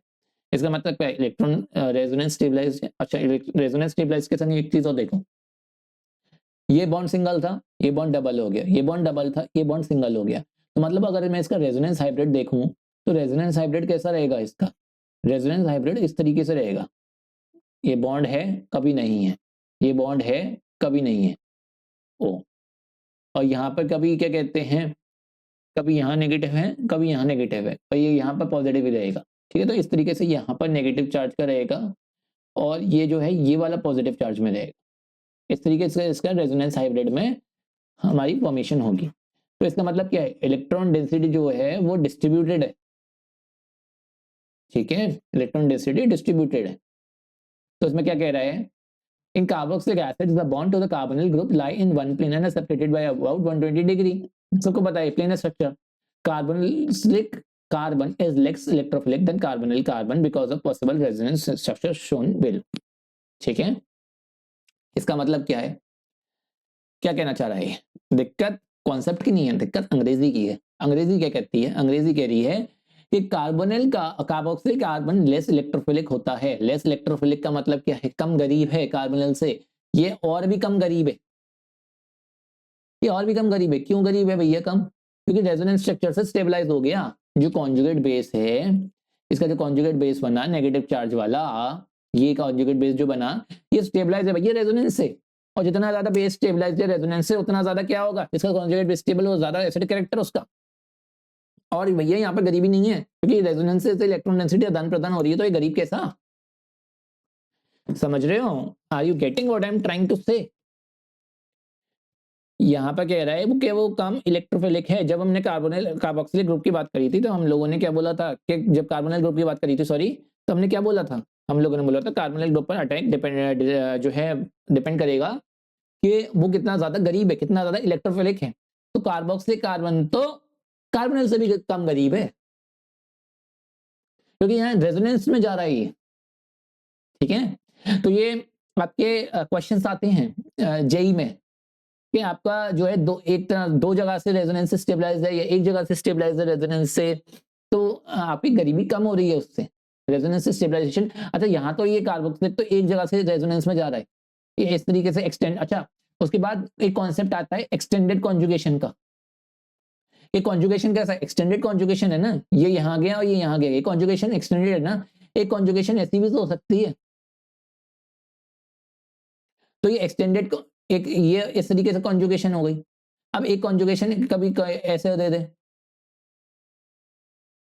तो ये एक्सटेंडेड कॉन्जुगेशन थोड़ी है, क्रॉस कॉन्जुगेशन भी होती है, एक एक्सटेंडेड कॉन्जुगेशन भी होती है। ये कॉन्सेप्ट मैं सीयूटी में पढ़ाता हूँ, सीयूटी में मैंने क्वेश्चंस भी कराए हुए हैं इसके ऊपर। तो डिपेंड करता है कि किस तरीके की कॉन्जुगेशन है, एक्सटेंडेड कॉन्जुगेशन है कि क्रॉस कॉन्जुगेशन है, इस पर भी डिपेंड करती है कि आपकी स्टेबिलिटी किस तरीके की है। ठीक है,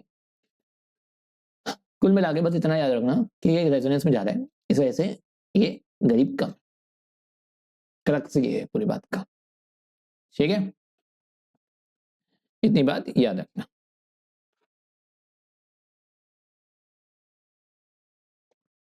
समझ में आई? चलिए जी, कुछ कार्बोक्सिलिक एसिड के कॉमन नेम्स हैं वो लिख लेते हैं। सबसे पहला आता है आपका आइसोब्यूटायरिक एसिड। ब्यूटायरिक है, ब्यूटायरिक का मतलब 4 कार्बन होंगे, और आइसो है यानी एक ऊपर रहेगा। ठीक है, ऑक्सैलिक, ये रहा ऑक्सैलिक। मेलोनिक, वही मेलोनी वाला, जॉर्जी मेलोनी। ठीक है,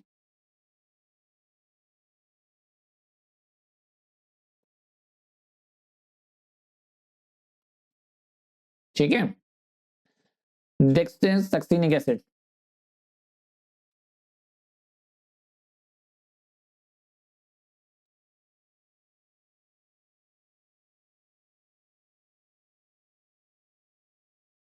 नेक्स्ट है ग्लूटारिक। ग्लूटारिक कौन सा होता है?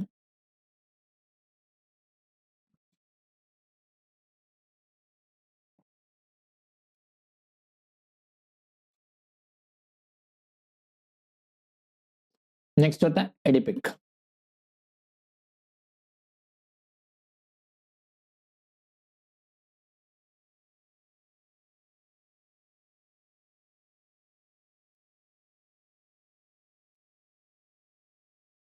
ठीक है, 6 वाला। नेक्स्ट है लैक्टिक एसिड।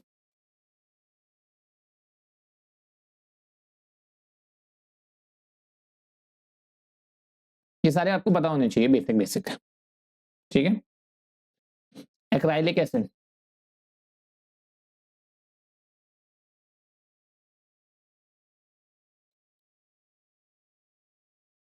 ओके, नेक्स्ट है थैलिक एसिड।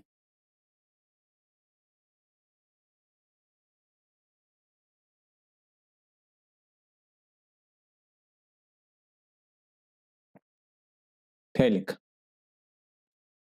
ओके, ये हो गया थैलिक एसिड। समझ में आ गई? अब आ जाओ मेथड्स ऑफ प्रिपरेशन पे।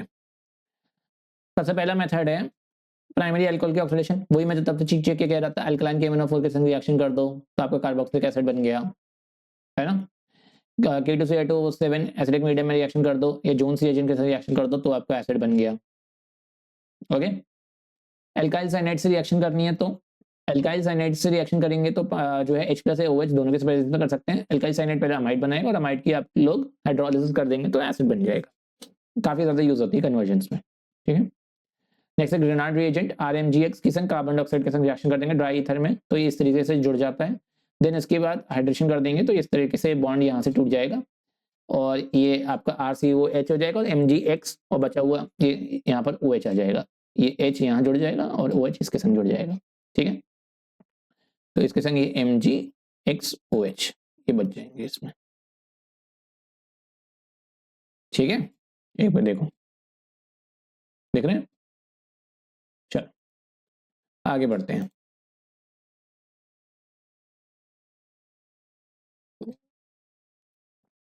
एसिड एसाइल हाइलाइट्स के संग हाइड्रोलिसिस करेंगे तो H2O के संग रिएक्शन करेंगे तो RCOH बन जाता है एसाइल के उसके संग। ये आपकी इसके संग करेंगे बेसिक मीडियम में तो भी इस तरीके से ही हो जाएगा। Then hydrolysis of esters. Ester है NaOH के संग बेसिक मीडियम में हो गई, सॉल्ट बन गया, हाइड्रोलिसिस करेंगे आपका एसिड बन जाएगा। नेक्स्ट है आपकी एरोमेटिक वाले के लिए KMnO4 KOH से रिएक्शन करेंगे टोलुइन की, सॉल्ट बन गया, वो हाइड्रोलिसिस करेंगे एसिड बन गया। KMnO4 के संग करेंगे फिनाइल प्रोपेन को तो सॉल्ट बन गया, इससे भी आपका बेंजोइक एसिड बन गया। ठीक है, नेक्स्ट वही नाइट्राइल्स है, H2 के संग रिएक्शन करेंगे अमाइड बनेगा, अमाइड की हाइड्रोलाइसिस करके एसिड बन जाएगा। काफी ज्यादा कन्वर्जेंस में यूज होती है रिएक्शन, बेसिक रिएक्शन है, इसमें कुछ बताने का नहीं है। थर्ड देखो एस्टर्स, वही सेम रिएक्शन हाइड्रोलाइसिस करेंगे एस्टर की तो एसिड बन जाता है। ठीक है, नेक्स्ट रिएक्शन है ग्रेनार्ड रिएजेंट से, कार्बन डाइऑक्साइड के संग रिएक्शन करेगा ग्रेनार्ड रिएजेंट। उसके बाद मैंने क्या बताया आपको, यहाँ पर ये इस तरीके से टूटता है, इसके संग H आ जाता है, इसके संग OH जुड़ जाता है। ओके, नेक्स्ट देखो, जो चीज मैं बता रहा था वो आपकी ये रही, ये इस तरह से उसने बॉन्ड डोनेट किया, यहाँ पर पॉजिटिव आया, यहाँ पर क्या है ये नेगेटिव चार्ज है, ये इस तरीके से इलेक्ट्रॉन डेंसिटी पूरे पर फैल जाती है। ओके, कार्बोक्सिलिक एसिड में देखो अगर ये इस तरीके से आया, ये यहाँ डोनेट किया और ये इस तरीके से आया, तो यहाँ क्या है ये नेगेटिव चार्ज आ जाएगा यहाँ पे, और ये इसने डोनेट किया तो यहाँ पॉजिटिव चार्ज आ जाएगा, तो ये कम स्टेबलाइज्ड है, तो इसका एक रेजोनेंस हाइब्रिड बन जाता है। और अगर देखो यहाँ पर ये क्या किया उन्होंने, ये गलत लिखा हुआ है, ठीक है ना, इस तरीके से थोड़ी होगा,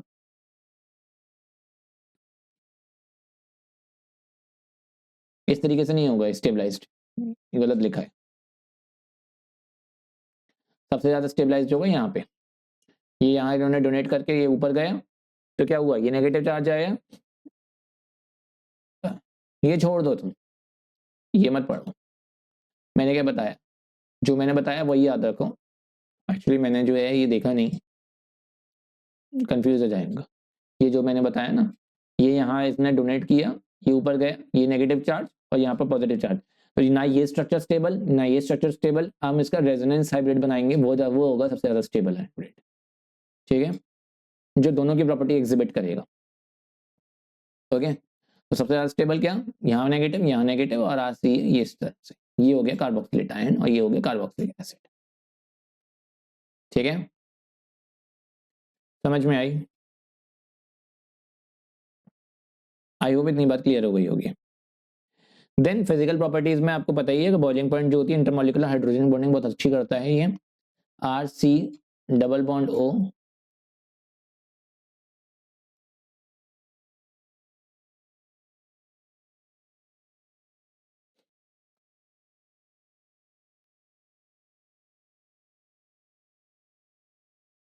ये इस तरीके से हाइड्रोजन बॉन्डिंग कर देता है ये। ठीक है, इससे ऐसे स्टेबिलिटी आ जाती है इसके अंदर। केमिकल प्रॉपर्टीज की बात करी जाए तो हाइब्रिड स्ट्रक्चर के बारे में बात करी ली हम लोगों ने, यहाँ पे ये वाले स्ट्रक्चर्स के बारे में बात करी ली हम लोगों ने। इससे हम क्या बता रहे थे कि कार्बोनिल ग्रुप जो होता है उसका डबल बॉन्ड कैरेक्टर है इसके अंदर, ठीक है, और वो रिड्यूस्ड है, इसकी वजह से कार्बोनिल ग्रुप की रिएक्शन नहीं देगा। तो फिर इससे क्या एग्जाम में क्वेश्चन आता है कि इसके अंदर कार्बोनिल ग्रुप है तो भी ये कार्बोनिल ग्रुप की रिएक्शंस क्यों नहीं देता, वो इसलिए क्योंकि इसके पास जो इसके जो इक्विवेलेंट स्ट्रक्चर बनते हैं रेजोनेंस वाले, यानी ये स्ट्रक्चर और ये स्ट्रक्चर ये इक्विवेलेंट नहीं है, और इसके पास रिड्यूस्ड डबल बॉन्ड कैरेक्टर है, ये जो डबल बॉन्ड कैरेक्टर है ये रिड्यूस्ड है, रिड्यूस्ड डबल बॉन्ड कैरेक्टर है इसके अंदर। ठीक है, रिड्यूस्ड डबल बॉन्ड कैरेक्टर होता है इसके अंदर, ये जो स्ट्रक्चर्स हैं और जिनमें रिड्यूस्ड डबल बॉन्ड कैरेक्टर होता है, ये जो बॉन्ड है वो ये जो स्ट्रक्चर्स हैं इक्विवेलेंट नहीं है, इसकी वजह से कार्बोनिल ग्रुप की रिएक्शन नहीं देता। उसके बाद ये क्या होता है, ये ऑक्सीजन एटम जो है यहाँ पर ये पॉजिटिव चार्ज आता है, यानी ये इलेक्ट्रॉन डेफिशिएंट नेचर का है, ये इसे डोनेट करेगा तो क्या हो जाएगा इसमें पॉजिटिव चार्ज आएगा, तो यानी ये कैसा है इलेक्ट्रॉन डेफिशिएंट नेचर का है। इसकी वजह से OH जो होगा वो इस तरफ ज्यादा पुल होगा ऑक्सीजन की तरफ, और OH बॉन्ड जो है उसके अंदर क्या आ जाएगी पोलैरिटी आ जाती है। ठीक है, इतनी बात याद रखना। नेक्स्ट देखो,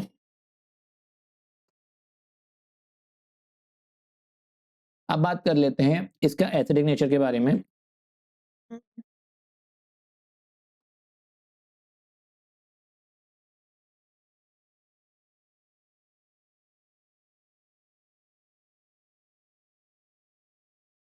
अगर इसे देखें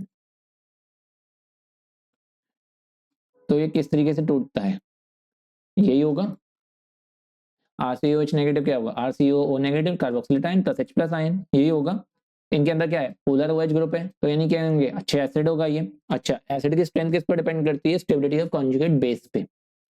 कॉन्जुगेट बेस अच्छा तो स्टेबिलिटी एसिड की अच्छी। देखो इस तरीके से एक्सटेंडेड कॉन्जुगेशन में जा रहा है, यानी कॉन्स्टेबल है कॉन्जुगेट बेस, ये एसिडिक अच्छा है। ठीक है, याद रखना। रेजोनेंस से स्टेबलाइज्ड हो जाता है।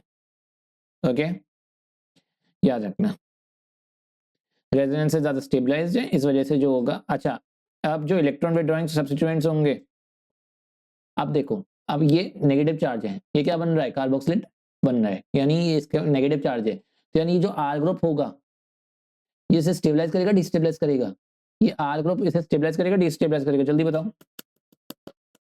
ये इसे डिस्टेबलाइज करेगा। अगर यहाँ पर इलेक्ट्रॉन डोनेटिंग ग्रुप लगा होगा, अगर इसे डोनेट करोगे तो भाई नेगेटिव चार्ज अनस्टेबल हो जाएगा ना, तो इलेक्ट्रॉन डोनेटिंग ग्रुप इसे फेवर नहीं करते, इलेक्ट्रॉन विड्रॉइंग ग्रुप लगाना चाहिए। यानी इसके ऊपर अगर Cl लगा हो, NO2 लगा हो, साइनाइड लगा हो, इलेक्ट्रॉन विड्रॉइंग वाले लगे हों, तो नेगेटिव चार्ज को क्या करेंगे, ये नेगेटिव चार्ज को डिस्पर्स कर देंगे, ये नेगेटिव चार्ज को डिस्पर्स कर देते हैं। ये नेगेटिव चार्ज को डिस्पर्स करने की वजह से क्या होगा, ये स्टेबलाइज हो जाएगा। तो यानी इलेक्ट्रॉन विड्रॉइंग ग्रुप इसे फेवर करता है, इलेक्ट्रॉन विड्रॉइंग ग्रुप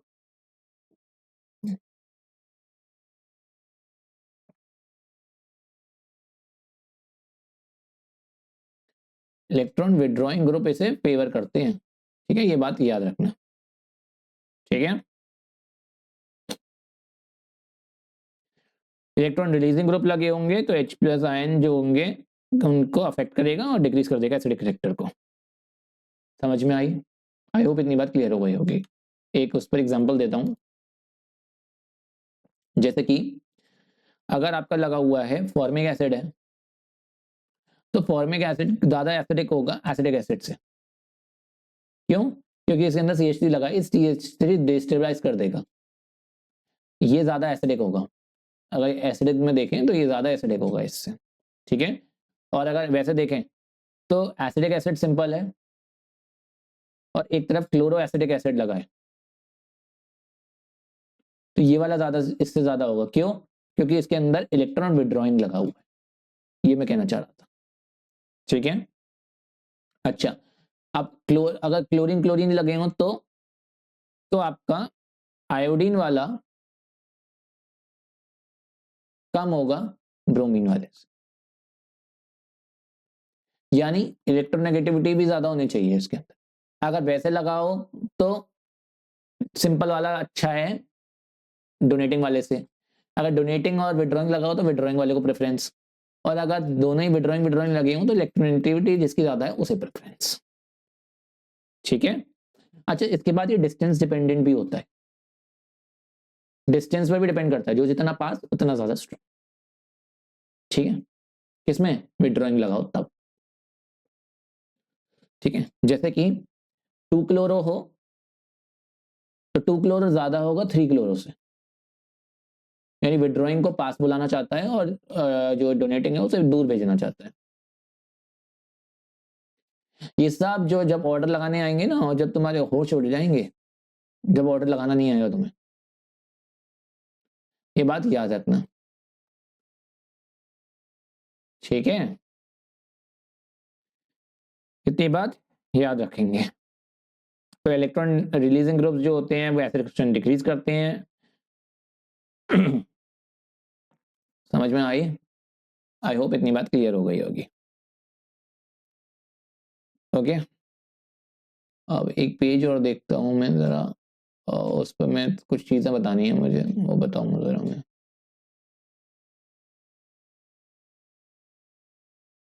खाली पेज देखता हूँ, एक खाली पेज मिले, ये भी ऑक्यूपाइड है, ये भी ऑक्यूपाइड है। चलिए यहीं बता देता हूँ। एक चीज और मैं बताना चाह रहा था। अच्छा, इसमें ये होता है कि जो ऑर्थो वाला होता है ना आइसोमर, जैसे बेंजोइक एसिड है, अगर कार्बोक्सिलिक एसिड में ऑर्थो वाला है ना, अगर ये ऑर्थो वाला है, ये जो ऑर्थो आइसोमर होता है, ऑर्थो वाला स्ट्रॉन्गेस्ट होता है, इसी को हम कहते हैं ऑर्थो इफेक्ट।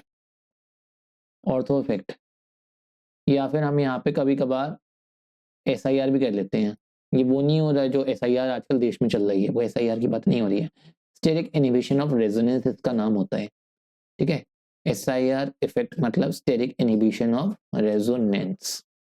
ठीक है, आधे लोगों को तो जो केमिस्ट्री पढ़ते होंगे उन्हें देश में जब SIR की बात आई तो आज समझ ही नहीं आ रहा होगा ये SIR कौन सी है। हमने तो SIR केमिस्ट्री में पढ़ा था, स्टेरिक इनहिबिशन ऑफ रेजोनेंस। इसे कहते हैं ऑर्थो इफेक्ट। ऑर्थो इफेक्ट में क्या है कि ये जो होता है इसके पास में ही होता है, तो इसके संग संग बॉन्डिंग करके ये आपस में मजबूत बॉन्डिंग कर लेते हैं। ऑर्थो आइसोमर जो होता है स्ट्रॉन्गेस्ट हो जाता है, ठीक है। अच्छा, उसके बाद एक और चीज याद रखना कि जो एसिडिक स्ट्रेंथ जो ज्यादा होती है ना, वो इलेक्ट्रॉन विड्रॉइंग ग्रुप अगर है, इलेक्ट्रॉन विड्रॉइंग ग्रुप की जो होती है पैरा पोजीशन पर ज्यादा होती है ना। और जो आपके इलेक्ट्रॉन विड्रॉइंग डोनेटिंग ग्रुप है वो क्या करते हैं, एसिड वीक कर देते हैं पैरा पोजीशन पे। यानी इलेक्ट्रॉन डोनेटिंग ग्रुप जो होते हैं वो पैरा पोजीशन प्रेफर नहीं करेंगे, electron withdrawing group para position prefer करेंगे। ये बात याद रखना, ठीक है। अब वो भी किस लिए, वीकन करने के लिए, और ये किस लिए करेंगे, स्ट्रॉन्ग करने के लिए करेंगे। इसके बारे में बताऊंगा, ज्यादा दिमाग मत लगाना है इसके बारे में। केमिकल रिएक्शंस देखो पहले, फिर बात करेंगे इसके बारे में। देखो ये है पहली रिएक्शन, सोडियम के संग रिएक्शन हो गई, एसिड ये आपका सॉल्ट बन गया। सेकंड रिएक्शन कैसे, P2O5 के संग हीट कर दो तो क्या हो जाता है, एसिडिक एनाइड की प्रिपरेशन हो जाती है। ये बहुत ही इंपॉर्टेंट रिएक्शन। थर्ड रिएक्शन देखो, एसिड और अल्कोहल एस्टर बना देता है। फोर्थ रिएक्शन PCl5 के साथ RCOCl, ये तीनों बहुत जो है यूज होती हैं आपके ABCD क्वेश्चंस में। PCl5 हो, PCl3 हो, SOCl2 हो, सब में COCl बनेगा, ठीक है। तो आपको RCOSCH में ये डाल के दे देगा, COCl दे देगा, फिर आपको आगे जाके रोजनमैंड का रिएक्शन करके आपको इससे जो है एल्डिहाइड बनवा लेगा ABCD में। याद रखना ये रिएक्शन में यूज हो जाता है ये। नेक्स्ट देखो,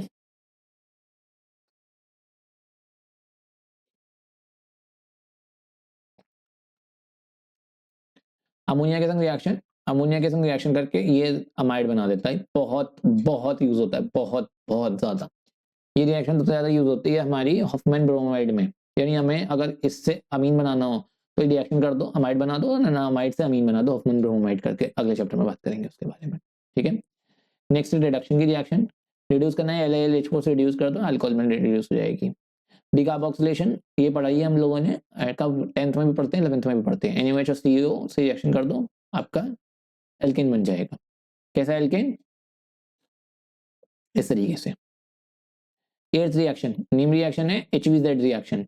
ये आपकी अल्फा पोजीशन पर हो जाती है। कोई भी आप X2 ले लो, यानी कोई भी आप ये ले लो, जैसे Cl2 ले लिया रेड फास्फोरस के साथ, अगर कहीं भी दिखा जाए तो ये अल्फा पोजीशन पर लगा देना है। ये देखो ये कार्बन लगाओ, यानी ये अल्फा पोजीशन हो गई।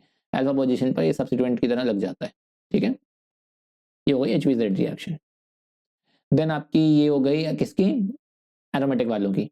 मेटा डायरेक्टिंग था, ये बताया हुआ है। ये देखो ये जो होता है COH है, ये मेटा डायरेक्टिंग है, तो ये Na2 यहाँ लगाएगा, ब्रोमीन को भी यहाँ लगा देगा, और SO3H को भी यहाँ लगा देगा, ठीक है। ये हो गई इसकी मेटा डायरेक्टिंग वाली रिएक्शंस। रोजनमेंट मैंने बताई हुई है, RCOCl के संग ये रोजनमेंट रिएक्शन हो गई। फ्रीडल क्राफ्ट एल्काइलेशन बताई हुई है, फ्रीडल क्राफ्ट एसाइलेशन बताई हुई है मैंने, ठीक है। एक बार और बता दी, एसिड ऑफ फिनोल से बनता है, इससे टॉल्यूइन बन गया। आगे कुछ लोग क्या करेंगे, इससे डायरेक्ट टॉल्यूइन बनाएंगे, फिर टॉल्यूइन से आपका बेंजल्डिहाइड बनाएंगे। जरूरत नहीं है, अगर गेटरमैन कॉच है आपके पास, गेटरमैन कॉच आती है तो बेंजीन से सीधे आप बना देना आपका बेंजल्डिहाइड। ओके, इतनी बात याद रखना। समझ में आई, आई होप इतनी बात क्लियर हो गई होगी। अब कुछ नेम रिएक्शंस हैं, इन्हें और देख लो, ठीक है। जी मैंने करा दी। सबसे पहली रिएक्शन है आपकी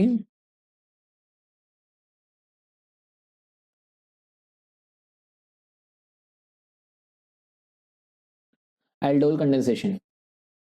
एल्डोल कंडेंसेशन का मतलब क्या है कि एल्डोल, एल्डोल का मतलब क्या है, एल्डिहाइड और अल्कोहल दोनों होना चाहिए आपके पास। तो देखो ये आपका एल्डोल बना, एल्डिहाइड और अल्कोहल दोनों बनाने की रिएक्शन होती है। ये जो स्टेप होता है ये होता है कंडेंसेशन स्टेप। तो एग्जाम में आपसे अगर एल्डोल कंडेंसेशन पूछे तो लिख दोगे, लेकिन अगर एग्जाम में डाइल्यूट NaOH दे रखा हो तो आपको प्रोडक्ट ये नहीं बनाना है। डाइल्यूट NaOH के संग ये आपको हीट देना जरूरी है। अगर एग्जामिनर ने हीट नहीं दिया तो इसका मतलब सिर्फ आपको एल्डोल बना के छोड़ देना है। ये कंडेंसेशन स्टेप होता है जिसमें हम लोग H2O माइनस होता है, H2O माइनस किस तरीके से होता है, ये यहाँ से ये निकल जाता है और यहाँ से जो है ये निकल जाता है, ठीक है। H और OH चले जाते हैं, किस तरीके से जाते हैं, ये आपके ऐसे अगर मैं CH2 की जगह मैं इस तरीके से लिख दूं, CH की तरह लिख दूं, तो ये आपका यहाँ से ये और यहाँ से ये चला जाता है, तो H2 हो जाता है और यहाँ डबल बॉन्ड आ जाता है, ठीक है, यहाँ से डबल बॉन्ड आ जाता है यहाँ पे, ओके। तो ब्यूट टू इन अल बन जाता है, ये कंडेंसेशन स्टेप है। डाइल्यूट एनिमेशन रिएक्शन होती है, सबसे पहले क्या होता है इसके अंदर, सबसे पहले तो अगर मैं इस मैकेनिज्म की बात करूं तो सबसे पहले ये इसका ये जो है ना ये बेस की तरह एक्ट करता है, ये इसका हाइड्रोजन ले जाता है, तो ये नेगेटिव हो गया। अब ये नेगेटिव ये वाले कार्बन सेंटर पर इसका नेगेटिव अटैक करता है, तो यानी जो आपको ये दे रखा है ना इसने, वो किस तरीके से रिएक्शन होती है, ये नेगेटिव जो होता है ये इसका बेस ले जाएगा, ये बेस चला गया इसका, जब बेस चला गया तो ये नेगेटिव सेंटर पर अटैक करेगा, फिर ये ऐसे ऊपर जाएगा, ये ऊपर जाके क्या ओ नेगेटिव बना देगा, अभी ओ नेगेटिव इस एच को ऐसे पकड़ेगा, फिर ओ नेगेटिव एच को पकड़ता है और ये सी नेगेटिव सी पर अटैक करता है, इस तरीके से रिएक्शन होती है। तो ये ऊपर एच को पकड़ लिया तो एच हो गया और ये यहाँ पे सी एच जो है टू सी एच ओ बन गया, ठीक है। तो एल्डिहाइड कंडेंसेशन क्या होती है, कोई भी एल्डिहाइड हो कोई भी कीटोन हो, दो मॉलिक्यूल लेने हैं और उन पर जो है एटलीस्ट एक अल्फा हाइड्रोजन होना चाहिए, ये उसकी एक नेसेसरी कंडीशन है। अल्फा हाइड्रोजन मतलब क्या है, जो आपका कार्बोनिल ग्रुप है, जो आपका फंक्शन ग्रुप है, उसके बगल वाले कार्बन पर हाइड्रोजन होना चाहिए, ठीक है। तो ये कार्बोनिल ग्रुप हो गया, ये आपका फंक्शन ग्रुप हो गया, इसके बगल वाले कार्बन पर हाइड्रोजन दे रखा है, तो ये हो गया अल्फा हाइड्रोजन।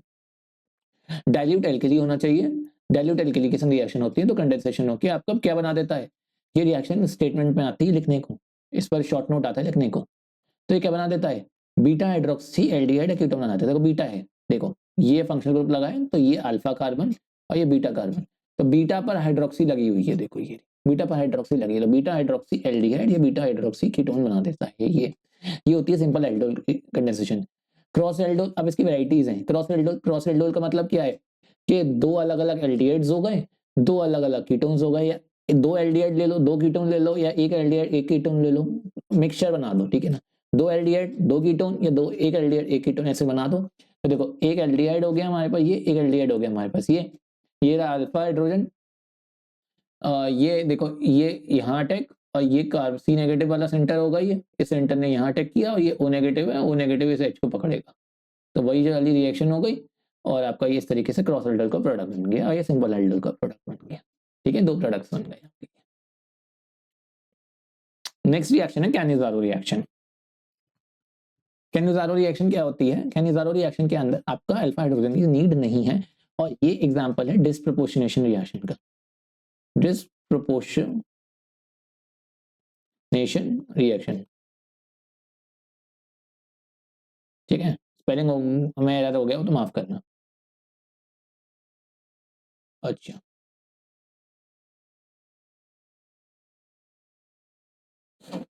अरे मतलब ये यहाँ से ही देख लो ना स्पेलिंग, बस यही वाली स्पेलिंग है, ठीक है।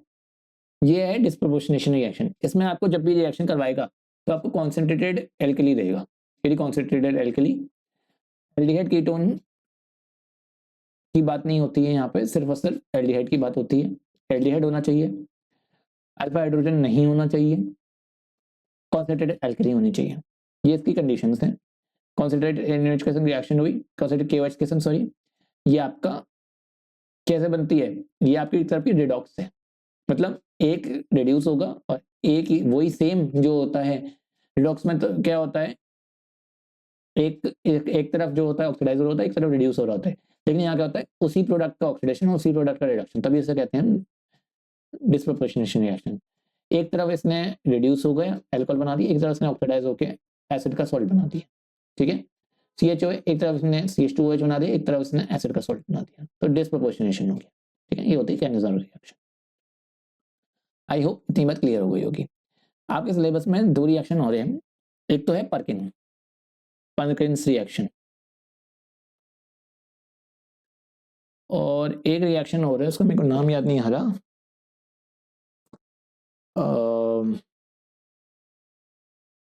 एक रिएक्शन और है, हाँ बेंजोइन कंडेंसेशन, इनके बारे में और बात करते हैं हम लोग। परकिंस रिएक्शन और बेंजोइन कंडेंसेशन, ये दोनों रिएक्शन हो रहे हैं आपके सिलेबस में, इनके बारे में और बात करते हैं। ये आपको आई थिंक किताबों में नहीं दे रखी होगी, तो हम लोग पहले चैप्टर वाइंड अप करते हैं, फिर इन दोनों रिएक्शन के बारे में अलग से बात करेंगे। कार्बोनिल ग्रुप का टेस्ट किस तरह से होता है, मैंने बताया था कि ये H2O निकाल दो, वही 2,4-DNP है, ये जो बच गया उन्हें जोड़ दो, ये येलो ऑरेंज प्रेसिपिटेट दे देता है। तो अगर ये बन गया तो ये समझ लेना कि आपका कार्बोनिल ग्रुप प्रेजेंट है किसी कंपाउंड के अंदर, ठीक है। तो ये H2O इस तरह से -H2O हो जाता है, समझिए कि वही है। तो 2,4-DNP टेस्ट एक कैरेक्टरिस्टिक टेस्ट होता है आपका, जब भी लैब में भी आप लोग कार्बोनिल कंपाउंड डिटेक्ट करोगे तो आप लोग ये टेस्ट जरूर करोगे, सबसे पहला टेस्ट यही होता है। उसके बाद आते हैं फेरिंग और टॉलिन के टेस्ट, एल्डिहाइड और कीटोन्स वाले, और आइडोफॉर्म टेस्ट। सबसे पहला आता है टॉलरेंस टेस्ट। टॉलरेंस टेस्ट जो होता है एल्डिहाइड्स के लिए होता है, सबसे इंपॉर्टेंट बात ये एल्डिहाइड और कीटोन को डिस्टिंग्विश करने के लिए होता है टॉलरेंस रिएजेंट, जिसे हम अमोनिकल सिल्वर नाइट्रेट कहते हैं। ये सोल्यूशन कैसे रिएक्शन कर दो एल्डिहाइड की, तो ये सिल्वर मिरर दे देता है, मतलब टेस्ट ट्यूब की वॉल्स पर ऐसा सिल्वर कलर का ऐसा हो जाता है, शीशा बन जाता है, ठीक है। सेकंड होता है फेलिंग्स टेस्ट। फेलिंग सोल्यूशन में दो सोल्यूशन होते हैं, एक होता है फेलिंग, एक होता है फेलिंग बी, क्या कहते हैं, एक रोशेल सॉल्ट और एक आपका कॉपर सल्फेट एक्वा सोल्यूशन। दोनों को मिक्स कर दो और फेलिंग के दोनों सोल्यूशन के संग रिएक्शन कर दो इसकी, तो ये आपको क्या करना देता है, रेडिश ब्राउन, जैसे ब्रिक रेड, बल्कि रेडिश ब्राउन नहीं, इसे हम ब्रिक रेड प्रेसिपिटेट करते हैं, ब्रिक रेड यानी ईंट जैसा लगेगा आपको कि ईंट जैसा प्रेसिपिटेट बन रहा है। अगर बन जाता है तो एक कंपाउंड के अंदर एल्डिहाइड है, और ये स्पेशल टेस्ट होता है एलिफेटिक वालों के लिए, ठीक है। एलिफेटिक वालों के लिए होता है ये आपका, ये जरूरी नहीं है एलिफेटिक के लिए हो, पर ये वाला एलिफेटिक के लिए होता है। कभी कभार कुछ टेस्ट होते हैं जो कि जो है होते नहीं है एरोमेटिक वाले, वो भी दे देते हैं ये वाले, तो उनको डिस्टिंग्विश करने के लिए हम आइडोफॉर्म टेस्ट कर लेते हैं। आइडोफॉर्म टेस्ट में क्या होता है, मिथाइल कीटोन डिटेक्ट होते हैं। मिथाइल कीटोन यानी इस तरीके का अगर किसी के अंदर ग्रुप प्रेजेंट है, ठीक है, इस तरीके का ग्रुप प्रेजेंट है मिथाइल कीटोन टाइप में, तो इनके लिए होता है ये टेस्ट करने के लिए कि मिथाइल कीटोन तो नहीं है। क्योंकि कभी कभार होता है जो एल्डिहाइड होते हैं और कीटोन होते हैं, लेकिन फिर भी वो क्या कहते हैं एल्डिहाइड के टेस्ट दे देते हैं, उनके लिए होता है आइडोफॉर्म टेस्ट। एसिटाइलडिहाइड, एसीटोन या कोई भी कीटोन जिसमें CH3 ग्रुप हो, यानी CH3 ग्रुप होना जरूरी है, ये फॉर्मेशन है अगर किसी के अंदर, तो वो आइडोफॉर्म के रिएक्शन करके इस तरह से आइडोफॉर्म का येलो प्रोपर्टी दे देते हैं। अगर आइडोफॉर्म टेस्ट पॉजिटिव आ गया तो मतलब जो है हम डिस्टिंग्विश कर सकते हैं कि वो कीटोन, वो एक मिथाइल कीटोन था जो है, ठीक है। उसको डिस्टिंग्विश करने के लिए ये टेस्ट यूज हो जाता है। आई समझ में, आई होप इतनी बात क्लियर हो गई होगी, ठीक है। आई होप इतनी बात क्लियर हो गई होगी, है ना। नेक्स्ट हम बात कर लेते हैं आपकी दो रिएक्शन जो रह गई हैं। पहली है परकिंस रिएक्शन। तो परकिंस रिएक्शन जो होती है, परकिंस रिएक्शन जो है वो एरोमेटिक एल्डिहाइड की रिएक्शन, एरोमेटिक एल्डिहाइड है, एरोमेटिक एल्डिहाइड के संग रिएक्शन हो जाती है एलिफेटिक एसिडिक एनहाइड्राइड की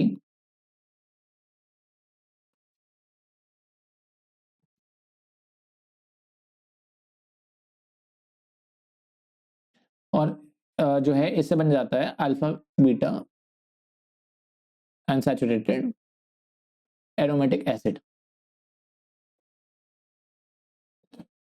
जैसे कि सबसे सिंपल रिएक्शन है एरोमेटिक एल्डिहाइड के प्रेजेंस में आपको क्या नाम याद आता है, बेंजल्डिहाइड। बेंजल्डिहाइड की रिएक्शन हो गई आपकी एसिडिक एनहाइड्राइड के संग एलिफेटिक वाला, क्या हो जाएगा,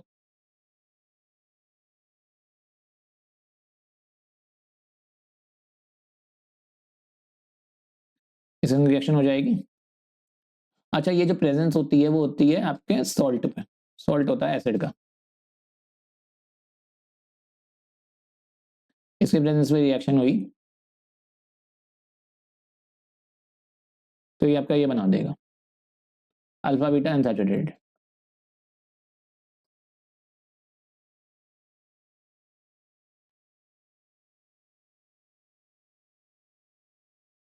इसे हम कहते हैं सिनेमिक एसिड। मैंने कहा था ना सिनेमाल्डिहाइड बताया था अल्फा बीटा अनसैचुरेटेड वाला, वैसे ही सिनेमिक एसिड, बस एल्डिहाइड की जगह हम लोगों ने एसिड लगा दी,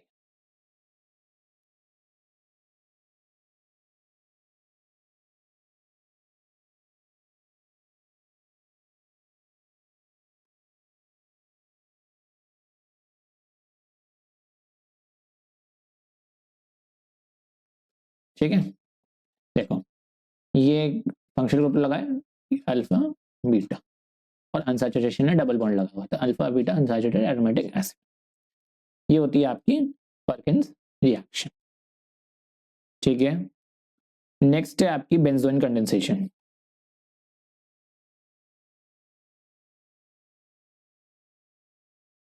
बेंजोइन कंडेंसेशन रिएक्शन, इसमें आपका बेंजोइन बनता है और ये रिएक्शन होती है साइनाइड के संग, अल्कोहलिक। सिंपल सा है आपका, ये आपकी बेंजल्डिहाइड है,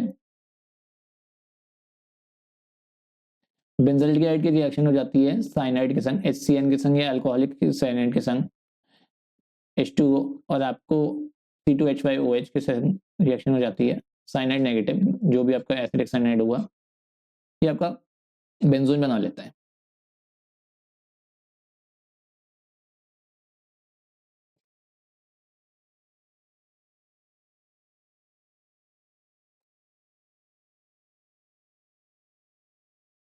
इस तरीके से, ठीक है। तो हमें क्या कहेंगे, और ये दो मॉलिक्यूल्स हैं ना, ये जहां दो बन रहे हैं, इट इज अ रिएक्शन जहां पर दो एरोमेटिक एल्डिहाइड्स कपल करते हैं और क्या बना देते हैं, अल्फा हाइड्रोक्सी कीटोन।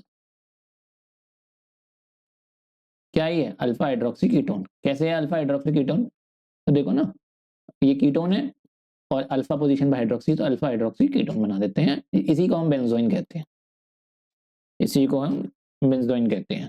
सबसे पहले इसमें साइनोहाइड्रिन बनता है, अगर मैकेनिज्म जानना है तो वो भी बता देता हूँ। देखो, सबसे पहले हमारे पास क्या है, बेंजोइक एसिड है, ये बेंजोइक एसिड है, बेंजोइक एसिड पर साइनाइड नेगेटिव है, ये क्या करेगा, न्यूक्लियोफिलिक अटैक हो रहा है यहाँ पे सेंटर पे, ऊपर जाएगा, क्या बनाएगा ये,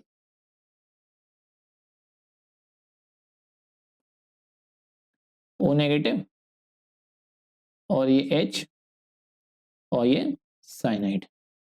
अब O नेगेटिव क्या करेगा, पानी पकड़ेगा H से, इस तरीके से क्या बन गया, साइनोहाइड्रिन बन गया, OH H, और ये बन गया साइनाइड। अब यहाँ होता है हाइड्रोजन ट्रांसफर, हाइड्रोजन ट्रांसफर होके इस तरह से बना लेता है ये,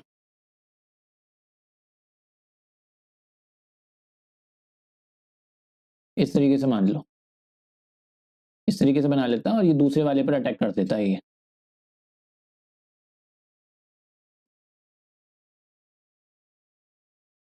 इस तरीके से अटैक कर देता है ये, ठीक है।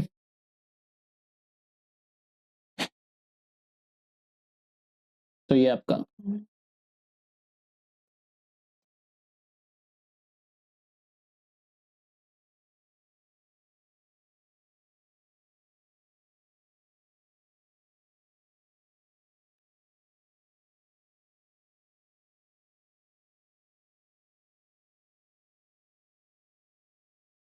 ओके।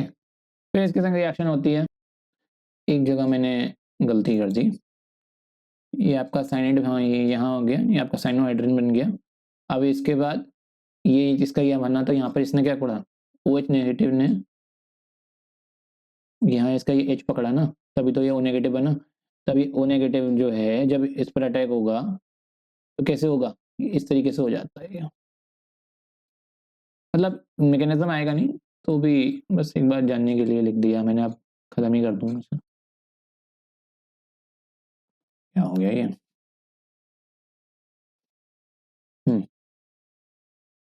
देखो ये इस तरह से डबल बॉन्ड एंड ये आ गया,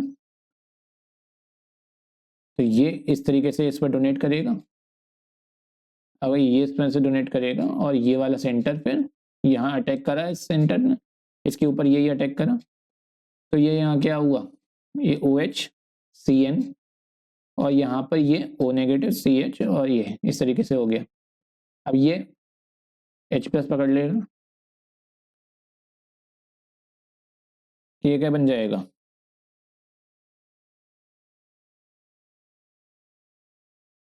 OH साइनाइड, और यहाँ CH OH, और ये इस तरह से इस तरीके से होगा। बस वही है, एक तरफ से OH नेगेटिव जो ये जो होगा, ये इसका H छीन लेगा, और O नेगेटिव आएगा, O नेगेटिव यहाँ जाएगा, इसे बाहर निकाल देगा, ठीक है। तो वही है कि ये आपका इस तरीके से ये डबल बॉन्ड बन जाएगा, ये CH बन जाएगा, OH, और ये आपका C6H5 इस तरीके से बन जाता है। ठीक है, तो असली खेल किसका है इसमें? पानी का और साइनाइड का। इसलिए मैंने रिएक्शन में पहले ही यहाँ पे H2O लिखा हुआ था इन इथेनॉल। ठीक है, इस तरीके से रिएक्शन हो जाती है। ये जानने की जरूरत नहीं है तुम्हें, मतलब ये मैं इरेज ही कर देता हूँ, इतना जानने की जरूरत ही नहीं है। ठीक है, जिसने जान लिया ठीक है, वरना इसकी नीड नहीं है। फालतू में कंफ्यूज हो गए, इसे रहने देते हैं।